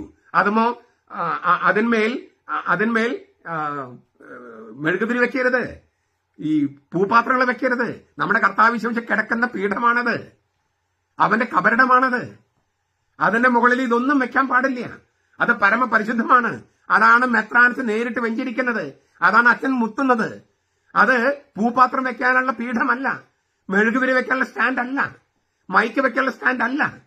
നമ്മുടെ കർത്താവ് ഈശോ മിശിഹായാണ് അവിടെ കിടക്കുന്നത്. അതിനെ ബഹുമാനിക്കൂ. ആ വിശുദ്ധ മേശയിൽ നിന്നാണ് നമ്മൾ ദിവ്യകാരുണ്യം സ്വീകരിക്കുന്നത്. നമുക്ക് വേണ്ടി അറക്കപ്പെട്ട ക്രിസ്തു, നമുക്ക് വേണ്ടി ബലിവസ്തുവായി തീർന്നവൻ തന്നെ ഇതാ ഈ ബലിപീഠത്തിൽ കിടക്കുന്നു. ഇത് നമ്മൾ പല പ്രാവശ്യം കേൾക്കണ്ടേ ഈ വിശുദ്ധ ക്രിസോസ്റ്റമന്റെ വാക്കുകൾ? പുരോഹിതന്മാരും ജനങ്ങളും എത്രയോ ഗംഭീരമായ കാര്യമാണ് അവിടെ നടക്കുന്നത്. അത് തോന്നി പോലെ പള്ളിമുറ്റത്തൊരു മേശം വലിച്ചിട്ട് ഇന്നലെ എറണാകുളത്ത് ചെയ്തതുപോലെ ചെയ്താൽ എത്രയോ വലിയ അപമാനമാണ് നമ്മുടെ കർത്താവിന്. അത് കണ്ട് നെഞ്ച് പൊട്ടുകയല്ലേ നമ്മുടെ? ആ വൈദികർക്ക് ബുദ്ധി ഉദിക്കാനായിട്ടും നമുക്ക് ഇന്ന് പ്രാർത്ഥിക്കാം. നമ്മുടെ കർത്താവ് ഈശോ മിശിഹായുടെ കൃപയും പിതാവായ ദൈവത്തിന്റെ സ്നേഹവും പരിശുദ്ധാത്മാവിന്റെ സഹവാസവും നാം എല്ലാവരോടും കൂടി ഉണ്ടായിരിക്കട്ടെ, ഇപ്പോഴും എപ്പോഴും എന്നേക്കും. ആമേൻ. ഈശോ മിശിഹായ്ക്ക് സ്തുതിയായിരിക്കട്ടെ. ഞാൻ മാണിപ്പറമ്പിലച്ചൻ. Liturgy class 25. നമ്മൾ ഇന്നലെ വിശുദ്ധ ജോൺ ക്രിസോസ്റ്റമന്റെ ലിറ്റർജിയെ കുറിച്ചുള്ള ഒരു വ്യാഖ്യാനം, അതിന്റെ കുറച്ച് ഭാഗമാണ് കേട്ടത്. കോൺസ്റ്റാന്റിനോപ്പിളിലെ ആർച്ച് ബിഷപ്പായിരുന്ന സ്വർണ്ണ തൊണ്ടയുള്ളവൻ എന്ന് വിശേഷിപ്പിച്ചിരുന്ന ജോൺ ക്രിസോസ്റ്റം, അദ്ദേഹം ഹോമിലിസ് ഓൺ ട്രച്ചറി ഓഫ് ജൂഡസ്, യൂദാസിന്റെ വഞ്ചനയെക്കുറിച്ച് എന്നുള്ള അതിനെക്കുറിച്ചുള്ള ഒരു അദ്ദേഹത്തിന്റെ പള്ളിപ്രസംഗമുണ്ട്. അതിൽ പറയുന്ന ഒരു കാര്യവും, അതുപോലെ തന്നെ ഹോമിലിസ് ഓൺ മാത്യു, മത്തായിയുടെ സുവിശേഷത്തെക്കുറിച്ചുള്ള പള്ളിപ്രസംഗങ്ങൾ, ആ രണ്ട് രേഖകളിൽ പറഞ്ഞിരിക്കുന്ന കാര്യം ഞാൻ ഇന്നൊന്ന് അവതരിപ്പിക്കാം. ഗംഭീരമാണ് അദ്ദേഹത്തിന്റെ വ്യാഖ്യാനം. സഭാപിതാക്കന്മാരുടെ വ്യാഖ്യാനങ്ങളിലൂടെയാണ് നമുക്ക് ദൈവവചനത്തിന്റെ പൊരുൾ തിരിച്ചറിഞ്ഞത്. പല കാര്യം നമ്മൾ കേട്ട് പരിചയിച്ചുള്ളതുകൊണ്ട് ആരാണ് മുമ്പ് പറഞ്ഞതെന്ന് നമുക്ക് അറിയണ്ടാവില്ല. അതൊന്ന് പരിചയപ്പെടുത്തൽ കൂടിയാണ് ഈ സഭാപിതാക്കന്മാരെ ഞാൻ നിങ്ങൾക്ക് പരിചയപ്പെടുത്തുന്നതിനായിട്ട് ഉദ്ദേശിക്കുന്നത്. അദ്ദേഹത്തിന്റെ വ്യാഖ്യാനം, ജോൺ ക്രിസോസ്റ്റമന്റെ വ്യാഖ്യാനം. പെസഹ വ്യാഴാഴ്ച അന്ത്യവിരുന്നിന്റെ മേശ തയ്യാറാക്കിയ അതേ ക്രിസ്തു തന്നെയാണ് ഇപ്പോൾ ഈ അൾത്താര മേശയും തയ്യാറാക്കുന്നത്. പെസഹ വ്യാഴാഴ്ച അന്ത്യവിരുന്നിന്റെ മേശ തയ്യാറാക്കിയ അതേ ക്രിസ്തു തന്നെയാണ് ഇപ്പോൾ ഈ അൾത്താര മേശയും തയ്യാറാക്കുന്നത്. എന്തെന്നാൽ മനുഷ്യനല്ല ബലിയുടെ ദാനത്തെ ക്രിസ്തുവിന് ശരീരവും രക്തവുമാക്കി മാറ്റുന്നത്. പ്രത്യുത നമുക്ക് വേണ്ടി ക്രൂശിക്കപ്പെട്ട ക്രിസ്തു തന്നെയാണ് അത് ചെയ്യുന്നത്. തീർച്ചയായും പുരോഹിതൻ അവിടെ നിൽക്കുന്നത് ഈ പ്രവൃത്തി ക്രിസ്തുവിന് വേണ്ടി നിവൃത്തിയാക്കാനാണ്. എന്നാൽ പുരോഹിതൻ ദൈവകൃപയിലും ദൈവശക്തിയിലുമാണ് ഇത് എന്റെ ശരീരം ആകുന്നു എന്ന വചനം പ്രഖ്യാപിക്കുന്നത്. ഈ വചന പ്രഖ്യാപനമാണ് അപ്പം, വീഞ്ഞ് എന്നീ ദാനങ്ങളെ രൂപാന്തരപ്പെടുത്തുന്നത്. ഞാൻ അദ്ദേഹത്തിന്റെ അതിനെക്കുറിച്ചുള്ള ചെറിയൊരു കമന്റ് ഞാൻ പറഞ്ഞോട്ടെ. പെസഹ വ്യാഴാഴ്ച അന്ത്യവിരുന്നിന്റെ മേശ തയ്യാറാക്കിയ അതേ ക്രിസ്തുവാണ് ഈ അൾത്താര മേശയും തയ്യാറാക്കുന്നത്. എത്രയോ മനോഹരമായ വ്യാഖ്യാനമാണത്. എന്തെന്നാൽ മനുഷ്യനല്ല ഈ ബലിയുടെ ദാനത്തെ ക്രിസ്തുവിന്റെ ശരീരം രക്തമാക്കി മാറ്റുന്നത്. അച്ഛന്റെ പ്രവൃത്തിയൊന്നും അല്ല അത്. മറിച്ച് നമുക്ക് വേണ്ടി ക്രൂശിക്കപ്പെട്ട ക്രിസ്തു തന്നെയാണ് അത് ചെയ്യുന്നത്. ഇത് എന്റെ ഓർമ്മയ്ക്കായി ചെയ്യുവൻ എന്ന് പറഞ്ഞ് കൽപ്പിച്ച ക്രിസ്തു ആ ഓർമ്മയ്ക്കായി ചെയ്യുവാനായിട്ട് പുരോഹിതന്മാരെ നിയമിച്ചു. അവിടെ പുരോഹിതൻ നിൽക്കുന്നത് ക്രിസ്തുവിന് വേണ്ടിയാണ്. അവന്റെ കൽപ്പന നിറവേറ്റാൻ നിങ്ങൾ ഇതെന്റെ ഓർമ്മയ്ക്കായി ചെയ്യുവനെന്ന് കർത്താവാണ് കൽപ്പിച്ചത്. അല്ലാണ്ട് സഭയുണ്ടാക്കിയതല്ലോ, തിരുവചനത്തിലുള്ളതല്ലേ. ആ തിരുവചനത്തിൽ കർത്താവ് പറഞ്ഞ തിരുവചനം നിറവേറ്റാൻ കർത്താവ് തന്നെ ആളുകളെ നിയമിച്ചു. അതാണ് പുരോഹിതൻ. അതിനാൽ പുരോഹിതൻ ദൈവകൃപയിലും, പൗരോഹിത്യത്തിന്റെ ദൈവകൃപ, ദൈവശക്തിയിലും പൗരോഹിത്യത്തിന്റെ ദൈവശക്തി, ക്രിസ്തുവിന്റെ പൗരോഹിത്യത്തിന്റെ ദൈവശക്തി, ആ ശക്തിയിലുമാണ് ഇത് എന്റെ ശരീരം ആകുന്നു എന്ന് പറയുന്നത്. ഈ വചന പ്രഖ്യാപനമാണ് അപ്പം, വീഞ്ഞ് എന്നീ ദാനങ്ങളെ രൂപാന്തരപ്പെടുത്തുന്നത്. വൈദികനല്ല, ക്രിസ്തു. ഇതിൽ നിന്നാണ് പിന്നീട് ഈ കത്തോലിക്ക സഭയിലെ പ്രമാണങ്ങളിൽ വന്നത് ഇൻ പെർസോണ ക്രിസ്തി. പുരോഹിതൻ നിൽക്കുന്നത് ക്രിസ്തുവനാളിലാണ് വൈദികൻ നിൽക്കുന്നത്. അങ്ങനെ ക്രിസ്തു ആളിൽ നിൽക്കുന്നത് കൊണ്ടാണ് വൈദികൻ പുരോഹിതനാകുന്നത്, ഏക പൗരോഹിത്യത്തിൽ പങ്കുപറ്റുന്നത്. വീണ്ടും ജോൺ ക്രിസോസ്റ്റമിന്റെ വാക്കുകൾ. അതിനാൽ നമുക്ക് ദൈവത്തിൽ വിശ്വാസം അർപ്പിക്കാം, ഒരു കാര്യത്തിലും അവനെ എതിർക്കാതിരിക്കാം. നമ്മുടെ ബുദ്ധിക്ക് വൈരുദ്ധ്യമെന്ന് തോന്നുന്ന കാര്യത്തിലായാലും, നമ്മുടെ ബാഹ്യ നേത്രങ്ങൾ കൊണ്ട് കാണുന്ന കാര്യത്തിലായാലും ദൈവത്തിനെതിരെ നിലപാട് എടുക്കാതിരിക്കാം. നമ്മുടെ പരിമിതമായ ബുദ്ധിയേക്കാളും ബാഹ്യമായ കാഴ്ചയേക്കാളും ഉയർന്ന അധികാരം ദൈവത്തിന്റെ വചനത്തിന് കൊടുക്കാം. അത് ഞാൻ ഒന്നുകൂടി വായിക്കുക. നമ്മുടെ ബാഹ്യനേത്രങ്ങൾ കൊണ്ടുന്ന കാര്യത്തിലായാലും നമ്മുടെ പരിമിതമായ ബുദ്ധിയെക്കാളും ബാഹ്യമായ കാഴ്ചയെക്കാളും ഉയർന്ന ഒരു അധികാരം ദൈവത്തിന്റെ വചനത്തിന് കൊടുക്കാം. വിശുദ്ധ കുർബാന എന്ന രഹസ്യത്തിലും ഇതായിരിക്കട്ടെ നമ്മുടെ നിലപാട്. നമ്മുടെ മുമ്പിൽ വെക്കപ്പെട്ടിരിക്കുന്ന സംഗതികളിലല്ല, നമ്മൾ കേൾക്കെ പറയപ്പെട്ടവന്റെ വചനത്തിലാണ് നാം നോക്കേണ്ടത്. ഗംഭീരമാണ് ആ വാക്ക്. നമ്മുടെ മുമ്പിൽ വെക്കപ്പെട്ടിരിക്കുന്ന സംഗതികളിലല്ല, നമ്മൾ കേൾക്കെ പറയപ്പെട്ടവന്റെ വചനത്തിലാണ് നാം നോക്കേണ്ടത്. എന്തെന്നാൽ അവന്റെ വചനത്തിന് നമ്മെ വഞ്ചിക്കാൻ കഴിയില്ല. നമ്മുടെ പഞ്ചേന്ദ്രിയങ്ങളാണ് പലപ്പോഴും നമ്മെ ചതിക്കുന്നത്. അവന്റെ വചനം ഒരിക്കലും തോറ്റിട്ടില്ല. നമ്മുടെ പഞ്ചേന്ദ്രിയങ്ങളാണ് പലപ്പോഴും പരാജയപ്പെട്ടിട്ടുള്ളത്. ഇതെന്റെ ശരീരമാകുന്നു എന്ന തിരുവചനം പറയുമ്പോൾ അത് നമുക്ക് ബോധ്യം വരികയും നാം അത് വിശ്വസിക്കുകയും ചെയ്യേണ്ടതുണ്ട്. അതുകൊണ്ട് തന്നെ അവയെ നോക്കേണ്ടത് മനസ്സിന്റെ കണ്ണുകൊണ്ടാണ്, ശരീരത്തിന്റെ കണ്ണുകൊണ്ടല്ല, മനസ്സിന്റെ കണ്ണുകൊണ്ടാണ്. അവന്റെ രൂപം കണ്ടെങ്കിൽ, അവൻ എങ്ങനെയിരിക്കുന്നു കണ്ടെങ്കിൽ, അവന്റെ വസ്ത്രം കണ്ടിരുന്നുവെങ്കിൽ, അവന് ചെരുപ്പ് കണ്ടിരുന്നുവെങ്കിൽ എന്നെല്ലാം എത്രയോ പേരാണ് പറയുന്നത്. നോക്കുക മാത്രം ചെയ്യൂ. നിങ്ങൾ അവനെ കാണുന്നു, നിങ്ങൾക്ക് അവനെ സ്പർശിക്കാം, നിങ്ങൾക്ക് അവനെ എടുക്കാം, നിങ്ങൾക്ക് അവനെ ഭക്ഷിക്കാം, നിങ്ങൾക്ക് അവനെ പാനം ചെയ്യാം, നിങ്ങൾക്ക് അവനുമായി ഒന്നാകാം. ഞാൻ പല ആവർത്തി പറഞ്ഞിട്ടുള്ള കാര്യം വീണ്ടും വീണ്ടും പറയുകയാണ്. ഞാൻ കർത്താവിന്റെ കാലത്ത് ജീവിച്ചിരുന്നെങ്കിൽ, ഭൗമികാലത്ത് ജീവിച്ചിരുന്നെങ്കിൽ, ഞാൻ ബറാബാസിന്റെ കൂടെ ആകുമായിരുന്നില്ല, ഞാൻ മഹാപുരോഹിതന്മാരുടെ കൂടെ ആകുമായിരുന്നില്ല, ഞാൻ യൂദാസിന്റെ കൂടെ ആകുമായിരുന്നില്ല എന്നൊക്കെ എത്രയോ പേര് പറഞ്ഞു കേട്ടിട്ടുണ്ട്. കർത്താവിന്റെ കാലത്ത് ഞാൻ ജീവിച്ചിരുന്നെങ്കിൽ, കർത്താവിനെ കണ്ടിരുന്നെങ്കിൽ, അന്ന് കർത്താവിനെ കണ്ടപ്പോ, കർത്താവിനെ നോക്കിയപ്പോ കണ്ടത് എന്താണ്? ഒരു മനുഷ്യൻ. പക്ഷെ ആ മനുഷ്യൻ ദൈവമാണെന്ന് വിശ്വസിക്കാൻ എന്തുമാത്രം വിശ്വാസത്തിന്റെ വെല്ലുവിളി ഉണ്ടായിരുന്നു? ഒരുപാടാണ്. അതേ വെല്ലുവിളി തന്നെയല്ലേ ഇപ്പോഴുള്ളത്. ഈ കുർബാനയിലെ അപ്പം അത് ജീവനുള്ള ദൈവത്തിന്റെ പുത്രനാണെന്ന് വിശ്വസിക്കാൻ അന്ന് വിശ്വാസത്തിന്റെ വെല്ലുവിളി എത്ര ഉണ്ടായിരുന്നോ അത്ര തന്നെ വെല്ലുവിളിയാണുള്ളത്. അത്രയേ ഉള്ളൂ. ഇപ്പോൾ നമ്മൾ കാണുമ്പോൾ ഒരു അപ്പമാണ്, അപ്പോൾ നമ്മൾ കണ്ടപ്പോൾ ഒരു മനുഷ്യനാണ്. അന്ന് മനുഷ്യത്വത്തിൽ ദൈവത്വം ഒളിച്ചു വെച്ചിരിക്കുകയായിരുന്നു. ഇപ്പോൾ അപ്പത്തിൽ ആ ദൈവത്വം ഒളിഞ്ഞിരിക്കുകയാണ്.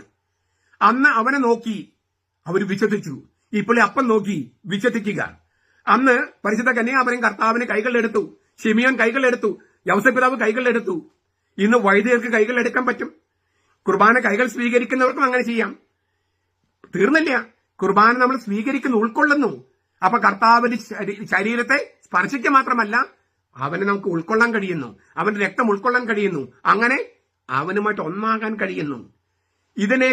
ഇതിനേക്കാൾ ശക്തമായ ഒരു സാന്നിധ്യം, ഇതിനേക്കാൾ ശക്തമായ ഒരു സാക്ഷ്യം, ഇതിനേക്കാൾ ശക്തമായ ഒരു ദൈവിക അനുഭവം വേറെ എവിടെയെങ്കിലും കിട്ടുമോ? ഇല്ല. ഇതാണ് വിശുദ്ധ ജോൺ ക്രിസോസ്റ്റം പറയുന്നത്. നമുക്ക് അദ്ദേഹത്തിന്റെ വാക്കുകൾ വീണ്ടും വീണ്ടും വീണ്ടും കേൾക്കാം. അങ്ങനെ ഈ സഭാപിതാക്കന്മാരാണ് തുടക്കത്തിൽ കുർബാനയുടെ വ്യാഖ്യാനങ്ങളൊക്കെ നൽകിയത്, തിരുവചനത്തെ വ്യാഖ്യാനങ്ങൾ നൽകിയത്. നമ്മളിത് പല പ്രാവശ്യം കേട്ടിട്ടുള്ളത് കൊണ്ട് ഇതൊക്കെ ഞങ്ങൾ കേട്ടിട്ടുള്ളതല്ലെന്ന് തോന്നാം. പക്ഷെ എങ്ങനെയാണ് നമ്മൾ കേൾക്കാൻ ഇടയായത്?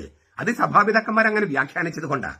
അവരാകട്ടെ അപ്പസ്തോലന്മാരുടെ കാലയളവ് ചേർന്നിരുന്നവരും ഈ ബൈബിളിന്റെ ഒറിജിനൽ കയ്യെഴുത്ത് പ്രതികളോ അതിന്റെ ഇമ്മീഡിയറ്റ് കോപ്പികളോ കണ്ടവരും കർത്താവിന്റെ അപ്പസ്തോലന്മാരെ കേട്ടവരൊക്കെയാണ്. അതുകൊണ്ട് നമ്മളെക്കാൾ മനസ്സിലാക്കാൻ അവർക്ക് വചനത്തിന്റെ അർത്ഥം, പൊരുള് മനസ്സിലാക്കാൻ അവർക്ക് കൂടുതൽ കഴിവുണ്ടായിരുന്നു. അതുകൊണ്ട് തന്നെ അവർ പറയുന്ന വാക്കുകൾക്ക് നമ്മൾ കനം കുറച്ച് കൂടുതൽ കൊടുക്കണം. അങ്ങനെ കൊടുക്കാനും ഏത് ലിറ്റർജി എന്ന് പറഞ്ഞാൽ എന്താണെന്നും അതിൽ പങ്കെടുക്കുമ്പോൾ നാം എന്താണ് ചെയ്യുന്നതെന്നും എന്താണ് അവർ സംഭവിക്കുന്നതെന്നും ധ്യാനിച്ച് ആഴത്തിലേക്ക് കയറി നമ്മൾ തന്നെ വചനത്തിലേക്ക് രൂപാന്തരപ്പെടുന്ന ഒരു അവസ്ഥയുണ്ടാകും. അങ്ങനെ ഉണ്ടാകട്ടെ. അങ്ങനെയാണ് നമ്മൾ വിശുദ്ധരാവുക. നമ്മുടെ കർത്താവ് ഈശോ മിശിഹായുടെ കൃപയും പിതാവായ ദൈവത്തിന്റെ സ്നേഹവും പരിശുദ്ധാത്മാവിന്റെ സഹവാസവും നാം എല്ലാവരോടും കൂടി ഉണ്ടായിരിക്കട്ടെ, ഇപ്പോഴും എപ്പോഴും എന്നേക്കും. ആമേൻ. ഈശോ മിശിഹായ്ക്ക് സ്തുതിയായിരിക്കട്ടെ. ഞാൻ മാണിപ്പറമ്പിലച്ചൻ. Liturgy class 26. വിശുദ്ധ ജോൺ ക്രിസോസ്റ്റം അദ്ദേഹത്തിന്റെ ലിറ്റർജിയെക്കുറിച്ചുള്ള പഠനം നമ്മൾ തുടരുകയാണ്. Constantinople arch ബിഷപ്പായിരുന്നു. ക്രിസോസ്റ്റോമോസ് എന്ന വാക്കിന് സ്വർണ്ണത്തൊണ്ടയുള്ളവൻ എന്നാണ്. അദ്ദേഹത്തിന്റെ സ്വർണ്ണത്തൊണ്ടയിൽ നിന്ന് ലിറ്റർജിയെക്കുറിച്ച്, വിശുദ്ധ കുർബാനയെക്കുറിച്ച് നൽകുന്ന ഒരു വ്യാഖ്യാനം നമുക്കിന്ന് കേൾക്കാം. അദ്ദേഹത്തിന്റെ വാക്കുകൾ: കർത്താവിന്റെ ശരീരത്തിനും രക്തത്തിനും എതിരെ കുറ്റക്കാർ ആകാതിരിക്കാൻ മനസ്സിലെത്തുവിൻ. 1 കൊരിന്തോസ് 11:27. അവർ അവന്റെ പരിശുദ്ധ ശരീരം അറുത്തു മുറിച്ചു, പട്ടാളക്കാര്. എന്നാൽ നാം എത്രയോ വലിയ നന്മയാൽ അവനെ നമ്മുടെ മലിനമായ ആത്മാവിലേക്ക് സ്വീകരിക്കുന്നു. അവര് പട്ടാളക്കാർ അന്ന് കർത്താവിന് ശരീരം അറുത്തു മുറിച്ചു. പക്ഷെ നമ്മുടെ മലിനമായ ആത്മാവിലേക്ക് ആ പരമപരിശുദ്ധമായ ശരീരം സ്വീകരിക്കുന്നു. ക്രിസ്തുവിന് മനുഷ്യനായാൽ പോരായിരുന്നു. അവന് അറക്കപ്പെടലും അടിക്കപ്പെടലും പോരായിരുന്നു. അവന് നമ്മളുമായി ഇടപഴകണമായിരുന്നു. അവന് നമ്മളുമായി ഒന്നാകണമായിരുന്നു. അത് വിശ്വാസത്താൽ മാത്രമല്ല, നമ്മെ അവന്റെ ശരീരമാക്കുന്ന സകല പ്രവൃത്തികളാലും വേണമായിരുന്നു. ആ വാക്കുകൾ ഒന്നുകൂടി കേൾക്കണ്ടേ? അവന് മനുഷ്യനായാൽ പോരായിരുന്നു ക്രിസ്തുവിന്. അവന് അടിക്കപ്പെടലും അറക്കപ്പെടലും പോരായിരുന്നു. പ്രത്യുത അവന് നമ്മളുമായി ഇടപഴകണമായിരുന്നു. അവന് നമ്മളുമായി ഒന്നാകണമായിരുന്നു. അത് ഭാവന കൊണ്ട് മാത്രമല്ല, വിശ്വാസം കൊണ്ട് മാത്രമല്ല, നമ്മെ അവന്റെ ശരീരമാക്കുന്ന സകല പ്രവർത്തികളാലും, പൗരോഹിത്യ പ്രവർത്തികളാലും വേണമായിരുന്നു. അങ്ങനെയെങ്കിൽ അവന്റെ ബലിയുടെ നേട്ടങ്ങൾ ആസ്വദിക്കുന്ന നാം എത്രയോ നൈർമല്യമുള്ളവരായിരിക്കണം. അദ്ദേഹം തുടരുകയാണ്. ഞാൻ അധികം വ്യാഖ്യാനം നൽകുന്നില്ല, നിങ്ങളിത് പല പ്രാവശ്യം കേൾക്കുമ്പോൾ അറിയാം അതിന്റെ ആഴം. യോഗ്യത മാത്രം നോക്കിയാണ് കൃപ പ്രവർത്തിക്കുന്നതെങ്കിൽ ഒരിക്കലും മാമോദിസായോ ക്രിസ്തുവിന്റെ ശരീരമോ പുരോഗതി അർപ്പിക്കുന്ന ബലിയോ ഉണ്ടാകില്ല. യോഗ്യത മാത്രം നോക്കി കൃപ പ്രവർത്തിക്കുകയോ? ഇല്ല. അയോഗ്യതയിലൂടെയും ബലഹീനതയിലൂടെയൊക്കെയാണ് കൃപ പ്രവർത്തിക്കുന്നത്. യോഗ്യത മാത്രം നോക്കിയാണ് കൃപ പ്രവർത്തിക്കുന്നതെങ്കിൽ ഒരിക്കലും മാമോദീസ ഉണ്ടാകില്ല, ക്രിസ്തുവിന്റെ ശരീരം ഉണ്ടാകില്ല, പുരോഗതി അർപ്പിക്കുന്ന ബലി ഉണ്ടാകില്ല. എന്നാൽ പ്രാചീന കാലത്തെ പൗരോഹിത്യത്തെ അവൻ ഏറ്റവും ആശ്ചര്യജനകവും മഹനീയവുമായി കൃപയാൽ രൂപാന്തരപ്പെടുത്തി. പ്രാചീന കാലത്തെ പൗരോഹിത്യത്തെ അവൻ ഏറ്റവും ആശ്ചര്യജനകവും മഹനീയവുമായി കൃപയാൽ രൂപാന്തരപ്പെടുത്തി. നമ്മുടെ യോഗ്യതയാലല്ല. പ്രാചീന കാലത്തെ ബലികളെ അവൻ മാറ്റിമറിച്ചിരിക്കുന്നു കൃപയാൽ. മിണ്ടാപ്രാണികളായ മൃഗങ്ങളെ അറക്കുന്നതിന് പകരം അവൻ തന്നെ സമർപ്പിക്കാൻ കൽപ്പനയിട്ടു. അവൻ കൽപ്പനയിടാണ് തന്നെ സമർപ്പിക്കാൻ. അപ്പോൾ ഈ അപ്പം എന്താണ്? ക്രിസ്തുവിന്റെ ശരീരം. അതിൽ പങ്കുപറ്റുന്നവരോ? ക്രിസ്തുവിന്റെ ശരീരം. അപ്പോൾ ഈ അപ്പം എന്താണ്? ക്രിസ്തുവിന്റെ ശരീരം. അത് സ്വീകരിക്കുന്നവരോ? അവരും ക്രിസ്തുവിന്റെ ശരീരം. പല ശരീരങ്ങളല്ല, ഒറ്റ ശരീരം. എന്നാൽ ഒരാൾ ഒരു ശരീരം കൊണ്ടും വേറൊരാൾ മറ്റൊരു ശരീരം കൊണ്ടുമല്ല പോഷിപ്പിക്കപ്പെടുന്നത്. എല്ലാവരും ഒരേയൊരു ക്രിസ്തുവിന്റെ ഒരേയൊരു ശരീരം കൊണ്ട് പോഷിപ്പിക്കപ്പെടുന്നു. അതിനാൽ നാം ക്രിസ്തുവിന്റെ ശരീരമായി രൂപാന്തരപ്പെടുന്നു. പല ശരീരങ്ങളല്ല, ക്രിസ്തുവിന്റെ ഒരൊറ്റ ശരീരം. ഈ പുണ്യവസ്തുക്കളുടെ ഐക്യം, പുണ്യവാന്മാരുടെ ഐക്യം എന്നൊക്കെ പലപ്പോഴും ഞാൻ പറഞ്ഞിട്ടുണ്ട്. അതൊക്കെ നിങ്ങൾ പഴയ കാര്യങ്ങൾ കൂടി കേൾക്കണം. ഈ എന്റെ വീഡിയോസിൽ നമുക്ക് എല്ലാ കാര്യം ആവർത്തിക്കാൻ പറ്റില്ല. അപ്പൊ തുടർച്ചയായിട്ട് കേൾക്കുന്നവരെ നോട്ട് കുറിക്കുന്നുണ്ടെന്നാണ് എന്റെ അറിവ്. അപ്പൊ നിങ്ങൾ ഇപ്പോൾ ഒരുപാടായി നമ്മുടെ വീഡിയോസ്. അപ്പൊ നിങ്ങൾ തന്നെ ഒരു പട്ടികയൊക്കെ ഉണ്ടാക്കി, ഒരു ഷെഡ്യൂളും ഒക്കെ ഉണ്ടാക്കി വെക്കുകയാണ് നല്ലത്. പിന്നെയും കേൾക്കണം. അതുപോലെ തന്നെ പല ചർച്ചകൾക്ക് പോകുമ്പോഴും ഈ അറിവില്ലാതെ ഹോംവർക്ക് ഇല്ലാതെ പോകരുത്. ഞാൻ പറയുന്ന കാര്യങ്ങളെല്ലാം രേഖാസഹിതവും സത്യമായ കാര്യങ്ങളാണ് പറയണേ. ഇതെല്ലാം നമ്മളെല്ലാം കേട്ടിട്ടുണ്ടെങ്കിലും തോന്നും. പക്ഷെ നിങ്ങൾ 2 പ്രാവശ്യം 3 പ്രാവശ്യം 4 പ്രാവശ്യം കേൾക്കുമ്പോഴാണ് അതിന്റെ ആഴം മനസ്സിലാക്കുക. അതിനാൽ ഈ സ്വർണ്ണത്തൊണ്ടയുള്ള ക്രിസോസ്റ്റമന്റെ ലിറ്റർജി വ്യാഖ്യാനം കേൾക്കാനും പഠിക്കാനും തയ്യാറാവുക. നമ്മുടെ കർത്താവ് ഈശോ മിശിഹായുടെ കൃപയും പിതാവായ ദൈവത്തിന്റെ സ്നേഹവും പരിശുദ്ധാത്മാവിന്റെ സഹവാസവും നാം എല്ലാവരോടും കൂടി ഉണ്ടായിരിക്കട്ടെ, ഇപ്പോഴും എപ്പോഴും എന്നേക്കും. ആമേൻ. ഈശോ മിശിഹായ്ക്ക് സ്തുതിയായിരിക്കട്ടെ. ഞാൻ മാണിപ്പറമ്പിലച്ചൻ. Liturgy class 27. വിശുദ്ധ ജോൺ ക്രിസോസ്റ്റം ലിറ്റർജിയെക്കുറിച്ച്, വിശുദ്ധ കുർബാനയെക്കുറിച്ച് നൽകുന്ന വിചിന്തനങ്ങളാണ് നമ്മൾ ഈ ദിവസങ്ങളിൽ ചർച്ച ചെയ്യുന്നത്. ഹോമിലിസ് ഓൺ കൊറിന്ത്യൻസ് 8:1-24 എന്ന ആ രേഖയിലെ കാര്യങ്ങളാണ് നമ്മളിപ്പോൾ ചർച്ച ചെയ്യുന്നത്. കഴിഞ്ഞ ക്ലാസ്സിലും അതുതന്നെയായിരുന്നു. അദ്ദേഹം തുടരുകയാണ് വിശുദ്ധ ലിറ്റർജിയെക്കുറിച്ച്. ഇന്ന് വളരെ മനോഹരമായ അദ്ദേഹത്തിന്റെ ഒരു ദർശനം ഞാൻ പറയാം. ഞാൻ പറഞ്ഞല്ലോ, കൊറിന്തോസ് ലേഖനത്തിന്റെ വ്യാഖ്യാനം എന്ന രചനയിലാണ് അദ്ദേഹം ഈ വിശുദ്ധ ജോൺ ക്രിസോസ്റ്റം, സ്വർണ്ണത്തൊണ്ടാണ് ആ വാക്കിനർത്ഥം, ക്രിസോസ്റ്റം, അദ്ദേഹം ശരിക്കും സ്വർണ്ണത്തൊണ്ട ഉപയോഗിച്ച് പറയുന്നത്. അദ്ദേഹം പറയാണ്, ക്രിസ്തുവിന്റെ ശരീരം അൾത്താരിൽ കിടക്കുന്നത് കാണുമ്പോൾ നിങ്ങൾ നിങ്ങളോട് തന്നെ ഇങ്ങനെ പറയണം, ഈ ശരീരം മുഖാന്തരം ഞാൻ ഇനിമേൽ മണ്ണും ചാരവുമല്ല. ഇനി മണ്ണും ചാരവുമല്ല ഞാൻ. ഈ ശരീരം കാരണം അത് ഞാൻ സ്വീകരിക്കുകയാണല്ലോ. കർത്താവിന്റെ ശരീരമാണ് ഞാൻ സ്വീകരിച്ച് എന്റെ ശരീരത്തിന്റെ ഭാഗമായി മാറുന്നു. കർത്താവിന്റെ രക്തം ഞാൻ സ്വീകരിച്ച് എന്റെ ശരീരത്തിന്റെ രക്തവും ഒന്നാകുന്നു. അതിനാൽ ഇതിനി മണ്ണും ചാരവുമല്ല. ഈ ആൾക്കാരിലെ ശരീരം മുഖാന്തരം ഞാൻ തടവുകാരനുമല്ല. ഈ ശരീരത്തിന്റെ തടവുകാരനല്ല ഞാൻ, സ്വതന്ത്രനാണ്. ഈ ശരീരം മൂലം, ആൾക്കാരിൽ കിടക്കുന്ന ക്രിസ്തുവിന്റെ ശരീരം മൂലം ഞാൻ സ്വർഗത്തെ സ്വപ്നം കാണുന്നു. സ്വർഗത്തിലെ നന്മയും മാലാഖമാരുടെ ഭാഗധേയവുമായ അമരത്വം അഥവാ നിത്യജീവൻ കിട്ടുമെന്ന് ഞാൻ പ്രതീക്ഷിക്കുന്നു. സ്വർഗത്തിലെ നന്മയും മാലാഖമാരുടെ ഭാഗധേയവുമായ അമരത്വം അഥവാ നിത്യജീവൻ കിട്ടുമെന്ന് പ്രതീക്ഷിക്കുന്നു. ഈ ശരീരം മുഖാന്തരം, ക്രിസ്തുവിന്റെ ശരീരം മുഖാന്തരം. അങ്ങനെ ഏറ്റവും വലിയ നന്മയായിട്ടുള്ളത് എന്താണ്? കർത്താവിനോട് നേരിട്ട് സംഭാഷണം നടത്താൻ കഴിയും. കർത്താവിന് നേരിട്ട് സംസാരിക്കാൻ എനിക്ക് കഴിയുമെന്ന് പ്രത്യാശിക്കുന്നു.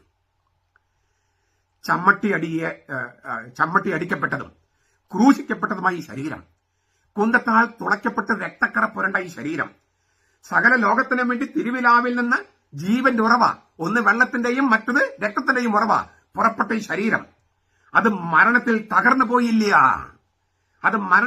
പോയില്ല. എന്നിട്ട് കുറച്ച് ഗ്യാപ്പ് ഉണ്ട്. അതായത് കുറച്ച് ഗ്യാപ്പ് ഇട്ടിട്ടാണ് ഈ പുസ്തകം ഞാൻ റെഫർ ചെയ്ത പുസ്തകത്തിൽ കണ്ടത്. അവിടെ ഞാൻ അതിന്റെ ഒറിജിനൽ ഡേറ്റ എനിക്ക് കിട്ടിയില്ല, പിന്നീട് കിട്ടുമായിരിക്കും. പക്ഷെ അവിടെ ആ ഇങ്ങനെ 3 കുത്തുകൾ ഇട്ടിരിക്കുന്നിടത്ത് എന്താണ് എഴുതിയിരിക്കുന്നതെന്ന് എനിക്ക് ഊഹിക്കാൻ പറ്റും.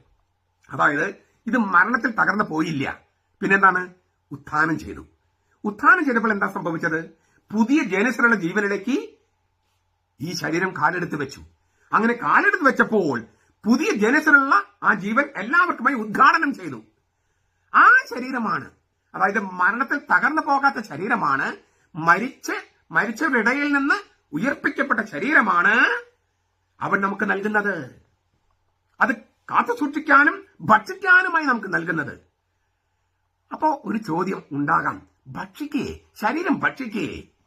അതിന് വളരെ മാനുഷികമായൊരു ഒരു ഉദാഹരണം ഈ വിശുദ്ധ ജോൺ ക്രിസോസ്റ്റം പറയാണ്. അതാണ് ഞാൻ പറഞ്ഞത്. എനിക്ക് അദ്ദേഹത്തിന്റെ ആ ഉൾക്കാഴ്ച എനിക്ക് ഭയങ്കര രസകരമായി തോന്നി, ഭയങ്കര ആഴമുള്ളതായി തോന്നി. പ്രത്യക്ഷത്തിൽ നമുക്ക് ഇതെന്താണ് ഇങ്ങനെ പറയാൻ തോന്നാം, പക്ഷെ ഒന്ന് ചിന്തിച്ചാല് നമുക്ക് മനസ്സിലാകും എന്തുകൊണ്ടാണ് കർത്താവ് ശരീരം ഭക്ഷിക്കുക, രക്തം കുടിക്കുക എന്ന് പറഞ്ഞത്. അദ്ദേഹം പറയാ, ജോൺ ക്രിസോസ്റ്റം പറയുകയാണ്, അത്യധികമായ സ്നേഹത്തിന് അങ്ങനെയേ ചെയ്യാൻ കഴിയൂ. ഇത് ഭക്ഷിക്കൂ എന്ന് പറയാനേ അത്യധികമായ സ്നേഹത്തിന് കഴിയൂ.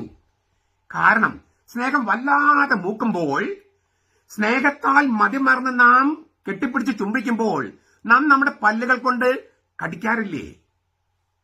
നമ്മൾ കുട്ടികളൊക്കെ കറുപൂറു ഞാൻ കടിക്കട്ടെ എന്നൊക്കെ ചോദിക്കില്ലേ കുട്ടികളോട്? ഇങ്ങനെ കടിക്കില്ലേ? ചിലപ്പോ ഈ വേദനിപ്പിക്കാത്ത തരത്തിൽ, ചിലപ്പോൾ വേദനിപ്പിക്കുന്ന തരത്തിലും. അദ്ദേഹം പറയാണ്, സ്നേഹത്താൽ മതിമറന്ന് നാം ചുംബിക്കുകയോ ആലിംഗനം ചെയ്യുമ്പോൾ നാം പല്ലുകൾ കൊണ്ട് കടിക്കാറില്ലേ? ആ വേദന പോലും സ്നേഹത്തിന്റെ പ്രകടനമല്ലേ? സ്നേഹം കൂടുമ്പോൾ കടിക്കാറില്ലേ? സ്നേഹത്തിന് അങ്ങനെയല്ലേ ചെയ്യാൻ പറ്റൂ?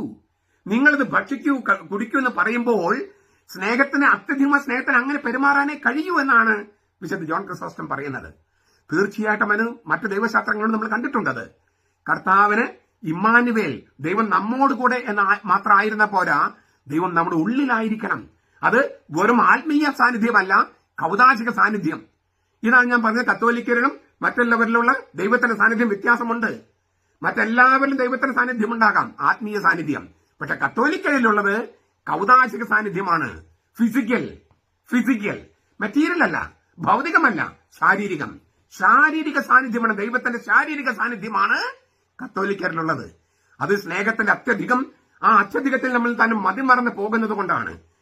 കർത്താവിന് നമ്മോടും നമുക്ക് കർത്താവിനുമുള്ള സ്നേഹം മതിമറക്കുമ്പോഴാണ് ഇങ്ങനെ കറുമുറ കടിക്കാനായിട്ട് തോന്നണേ. അത് സ്നേഹത്തിന്റെ ഭാഷയാണ്. സ്നേഹത്തിന്റെ ഭാഷ അറിയാത്തവർക്ക് ഈ കുർബാന മനസ്സിലാകുകയേ ഇല്ല. സ്നേഹത്തിന്റെ ഭാഷ മനസ്സിലാകില്ല. അതുകൊണ്ടാണ് കത്തോലിക്ക സഭയിൽ കുറെ പേര് പോകുന്നത്. ഇപ്പൊ സ്നേഹമില്ലാത്തൊരു ലോകത്താണല്ലോ. അപ്പൊ കത്തോലിക്ക സഭയിൽ കുറച്ചു പേര് പോകുന്നതിൽ തെറ്റ് പറയാൻ പറ്റില്ല. കാരണം സത്യമായ സ്നേഹം എന്തെന്നറിയാത്തവര് ഇങ്ങനെ തെറ്റിപ്പോകും. സ്നേഹം തിരിച്ചറിയുന്നവര് തിരിച്ചു വരികയും ചെയ്യും. അങ്ങനെ സംഭവിക്കട്ടെ. നമ്മുടെ കർത്താവ് ഈശോ മിശിഹായുടെ കൃപയും പിതാവായ ദൈവത്തിന്റെ സ്നേഹവും പരിശുദ്ധാത്മാവിന്റെ സഹവാസവും നാം എല്ലാവരോടും കൂടി ഉണ്ടായിരിക്കട്ടെ, ഇപ്പോഴും എപ്പോഴും എന്നേക്കും. ആമേൻ. ഈശോ മിശിഹായ്ക്ക് സ്തുതിയായിരിക്കട്ടെ. ഞാൻ മാണിപ്പറമ്പിലച്ചൻ. Liturgy class 28.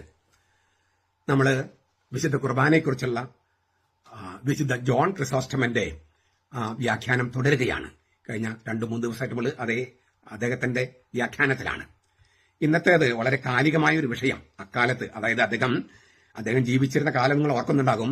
344 ക്രിസ്തുവർഷം 344 അദ്ദേഹം ജനിച്ചത്, 407 മരിച്ചത്. അന്നും ഈ കുർബാനയെ കുറിച്ചുള്ള സംശയങ്ങളോ, ഇപ്പൊ നമ്മൾ പെന്തക്കോസ്ത് ദൈവസഭക്കാരൊക്കെ ഉണ്ടല്ലോ, അങ്ങനെയുള്ളവരൊക്കെ ചോദിക്കുന്ന സംശയങ്ങൾ അക്കാലത്ത് തന്നെ ഉണ്ടായിരുന്നു. അപ്പൊ പെന്തക്കോസ്തക്കാരുടെ ചോദ്യങ്ങളൊന്നും പുതിയ ചോദ്യങ്ങളല്ല. അപ്പോ അങ്ങനത്തെ ചോദ്യങ്ങൾക്ക് മറുപടി കൂടിയാണ് ഇന്ന് അദ്ദേഹത്തിന്റെ വ്യാഖ്യാനം. ഇപ്പൊ ഞാൻ അദ്ദേഹത്തിന്റെ വാക്കുകൾ പറയാം, അത് അധികം വ്യാഖ്യാനമില്ലാതെ തന്നെ മനസ്സിലാകും. ക്രിസ്തുവും ഒരിക്കൽ അർപ്പിക്കപ്പെട്ടു. ഹെബ്രായ ലേഖനം 7 മുതൽ 10 വരെ അധ്യായങ്ങളുടെ വെളിച്ചത്തിൽ അദ്ദേഹം പറയാണ്. ആ ഹെബ്രായ ലേഖനത്തെ വാക്കാണ് ക്രിസ്തുവും ഒരിക്കൽ അർപ്പിക്കപ്പെട്ടു. അർപ്പിക്കപ്പെട്ടു. അപ്പൊ അദ്ദേഹം ചോദിക്കുക, അർപ്പിക്കപ്പെട്ടു, അത് കർമ്മണി പ്രയോഗമാണല്ലോ. വേറെ ആരാണ് അർപ്പിച്ചത്? ആരാണ് ക്രിസ്തുവിനെ അർപ്പിച്ചത്? ആരാലാണ് ക്രിസ്തു അർപ്പിക്കപ്പെട്ടത്? അദ്ദേഹം പറയുക വളരെ വ്യക്തമാണത്. അവൻ സ്വയം സമർപ്പിച്ചു. അവൻ തന്നെ അർപ്പിക്കുകയായിരുന്നു. അതുകൊണ്ടാണ് പൗലോസ്ലീഹ ക്രിസ്തു പുരോഹിതൻ മാത്രമല്ല ബലിവസ്തുവും ബലിയുമാണെന്ന് പറയുന്നത്. പുരോഹിതനും ബലിവസ്തുവും ബലിയും ഒരാളാണ്. അവൻ സ്വയം സമർപ്പിക്കുകയാണ്. അതുകൊണ്ടാണ് അർപ്പിക്കപ്പെട്ടു എന്ന് പറയുന്നത്. അവനെ തന്നെ അർപ്പിച്ചു എന്നർത്ഥം. ഒരിക്കൽ അർപ്പിക്കപ്പെട്ടു. ഒരിക്കൽ എന്നേക്കുമായി എന്നാണ്. ഒരിക്കലാണ് അർപ്പിക്കപ്പെട്ടത്. അതോ അനേകരുടെ പാപങ്ങൾ എടുത്തു മാറ്റാൻ വേണ്ടി. എന്തുകൊണ്ടാണ് എല്ലാവരെന്ന് പറയാതെ അനേകർ എന്ന് പറഞ്ഞത്? അനേകരുടെ പാപങ്ങൾ എടുത്തു മാറ്റാൻ വേണ്ടി. എല്ലാവരും വിശ്വസിക്കുന്നവരല്ല എന്നതുകൊണ്ട് തന്നെ. തീർച്ചയായും ക്രിസ്തു മരിച്ചത് എല്ലാവർക്കും വേണ്ടിയാണ്. അദ്ദേഹം പറയാ, ക്രിസ്തു മരിച്ച എല്ലാവർക്കും വേണ്ടിയാ, എല്ലാവരും രക്ഷയ്ക്ക് വേണ്ടിയാ. എന്നാൽ അവൻ എല്ലാവരുടെയും പാപങ്ങൾ എടുത്തു മാറ്റിയില്ല. കാരണം അവർ അവനിൽ വിശ്വസിച്ചില്ല. അവനിൽ വിശ്വസിക്കുന്നവരുടെ പാപങ്ങളെ എടുത്തു മാറ്റാൻ കഴിയൂ. അനേകരുടെ പാപങ്ങൾ എടുത്തു മാറ്റാൻ വേണ്ടി, അനേകരുടെ പാപങ്ങൾ, അതായത് ക്രിസ്തുവിൽ പാപമോചനമുണ്ട് എന്ന് വിശ്വസിക്കുന്നവരുടെ പാപങ്ങളെ മോചിക്കാൻ ക്രിസ്തുവിന് പറ്റും. ക്രിസ്തു മരിച്ച എല്ലാവർക്കും വേണ്ടിയാണ്. പക്ഷെ അവരുടെ പാപങ്ങൾ മോചിക്കണമെങ്കിൽ അവന് പാപങ്ങൾ മോചിക്കാൻ അധികാരമുണ്ടെന്ന് വിശ്വസിക്കണം. ആ പാപമോചന അധികാരം സഭയിൽ നൽകിയിട്ടുണ്ടെന്ന് വിശ്വസിക്കണം. അതിന് ആ പാപമോചന നൽകാനുള്ള അധികാര കേന്ദ്രങ്ങളെ സമീപിക്കണം. അല്ലെങ്കിൽ അനേകരുടെ പാപങ്ങൾ എടുത്തു മാറ്റാൻ കഴിയില്ല. അപ്പോൾ വീണ്ടും ചോദിക്കുക, ഒരിക്കൽ അർപ്പിക്കപ്പെട്ടു അല്ലെ? ഒരിക്കൽ അദ്ദേഹം ചോദിക്കുക. അപ്പോൾ എന്ത്? നാം അനുദിനം ബലി അർപ്പിക്കണോ? ഒരിക്കലല്ലേ ക്രിസ്തു അർപ്പിച്ചത്. അപ്പൊ നാം അനുദിനം ബലി അർപ്പിക്കണോ? ഈ പെന്തക്കോസ്ത് ദൈവസഭക്കാരും പ്രൊട്ടസ്റ്റന്റുകാരും പറയുന്നില്ലേ, കത്തോലിക്കര് വലിയ തെറ്റാണ് ചെയ്യുന്നത്, വിഗ്രഹാരാധന ചെയ്യുന്നത്. കാരണം ഒരിക്കൽ എന്നേക്കുമായി അർപ്പിക്കപ്പെട്ട ബലി അവർ വീണ്ടും ആവർത്തിക്കുകയാണ്. അല്ല, വളരെ ഗംഭീരമായി ഉത്തരം കൊടുക്കുകയാണ് വിശുദ്ധ ജോൺ ക്രിസോസ്റ്റം. നാം അനുദിനം ബലി അർപ്പിക്കണോ? വേണം. കാരണം നാം അവന്റെ ഓർമ്മയാണ്, അല്ല, അവന്റെ മരണമാണ് ഓർമ്മിക്കുന്നത്. ഈ ഓർമ്മ എന്ന് പറയുന്നത് ഒന്നാണ്, അനേകമല്ല. എന്തുകൊണ്ടാണ് ഈ ഓർമ്മ ഒന്നായിരിക്കുന്നത്? കാരണം ബലി ഒരിക്കൽ മാത്രം അർപ്പിക്കപ്പെട്ടതാണ് ഈ ബലി. അതുകൊണ്ട് ഏകമാണ് ഈ ഓർമ്മ.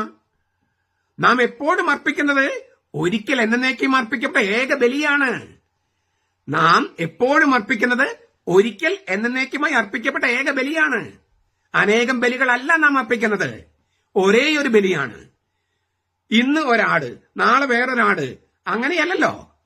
ഇന്നും നാളെയും മറ്റന്നാളും ഒക്കെ ഒരേ ഒരു കർത്താവ്, ഒരേ ദൈവകുഞ്ഞാടാണ് അർപ്പിക്കപ്പെടുന്നത്. എന്നും ഒരേ ഒരു പുരോഹിതനാണ്, എന്നും ഒരേ ഒരു കുഞ്ഞാടാണ്, എന്നും ഒരേ പുരോഹിതനാണ്, ഒരേ ബലിവസ്തുവാണ്, ഒരേ ബലിയാണ്. അതുകൊണ്ട് ബലി മൾട്ടിപ്ലൈ ചെയ്യപ്പെടുന്നില്ല. എന്നും ഒരേ ഒരു പുരോഹിതനാണ് യേശുക്രിസ്തു, ഒരേ ഒരു ബലിവസ്തുവാണ് ദൈവകുഞ്ഞാടായ യേശുക്രിസ്തു. അതിനാൽ ഒരേ ഒരു ബലിയേ ഉള്ളൂ.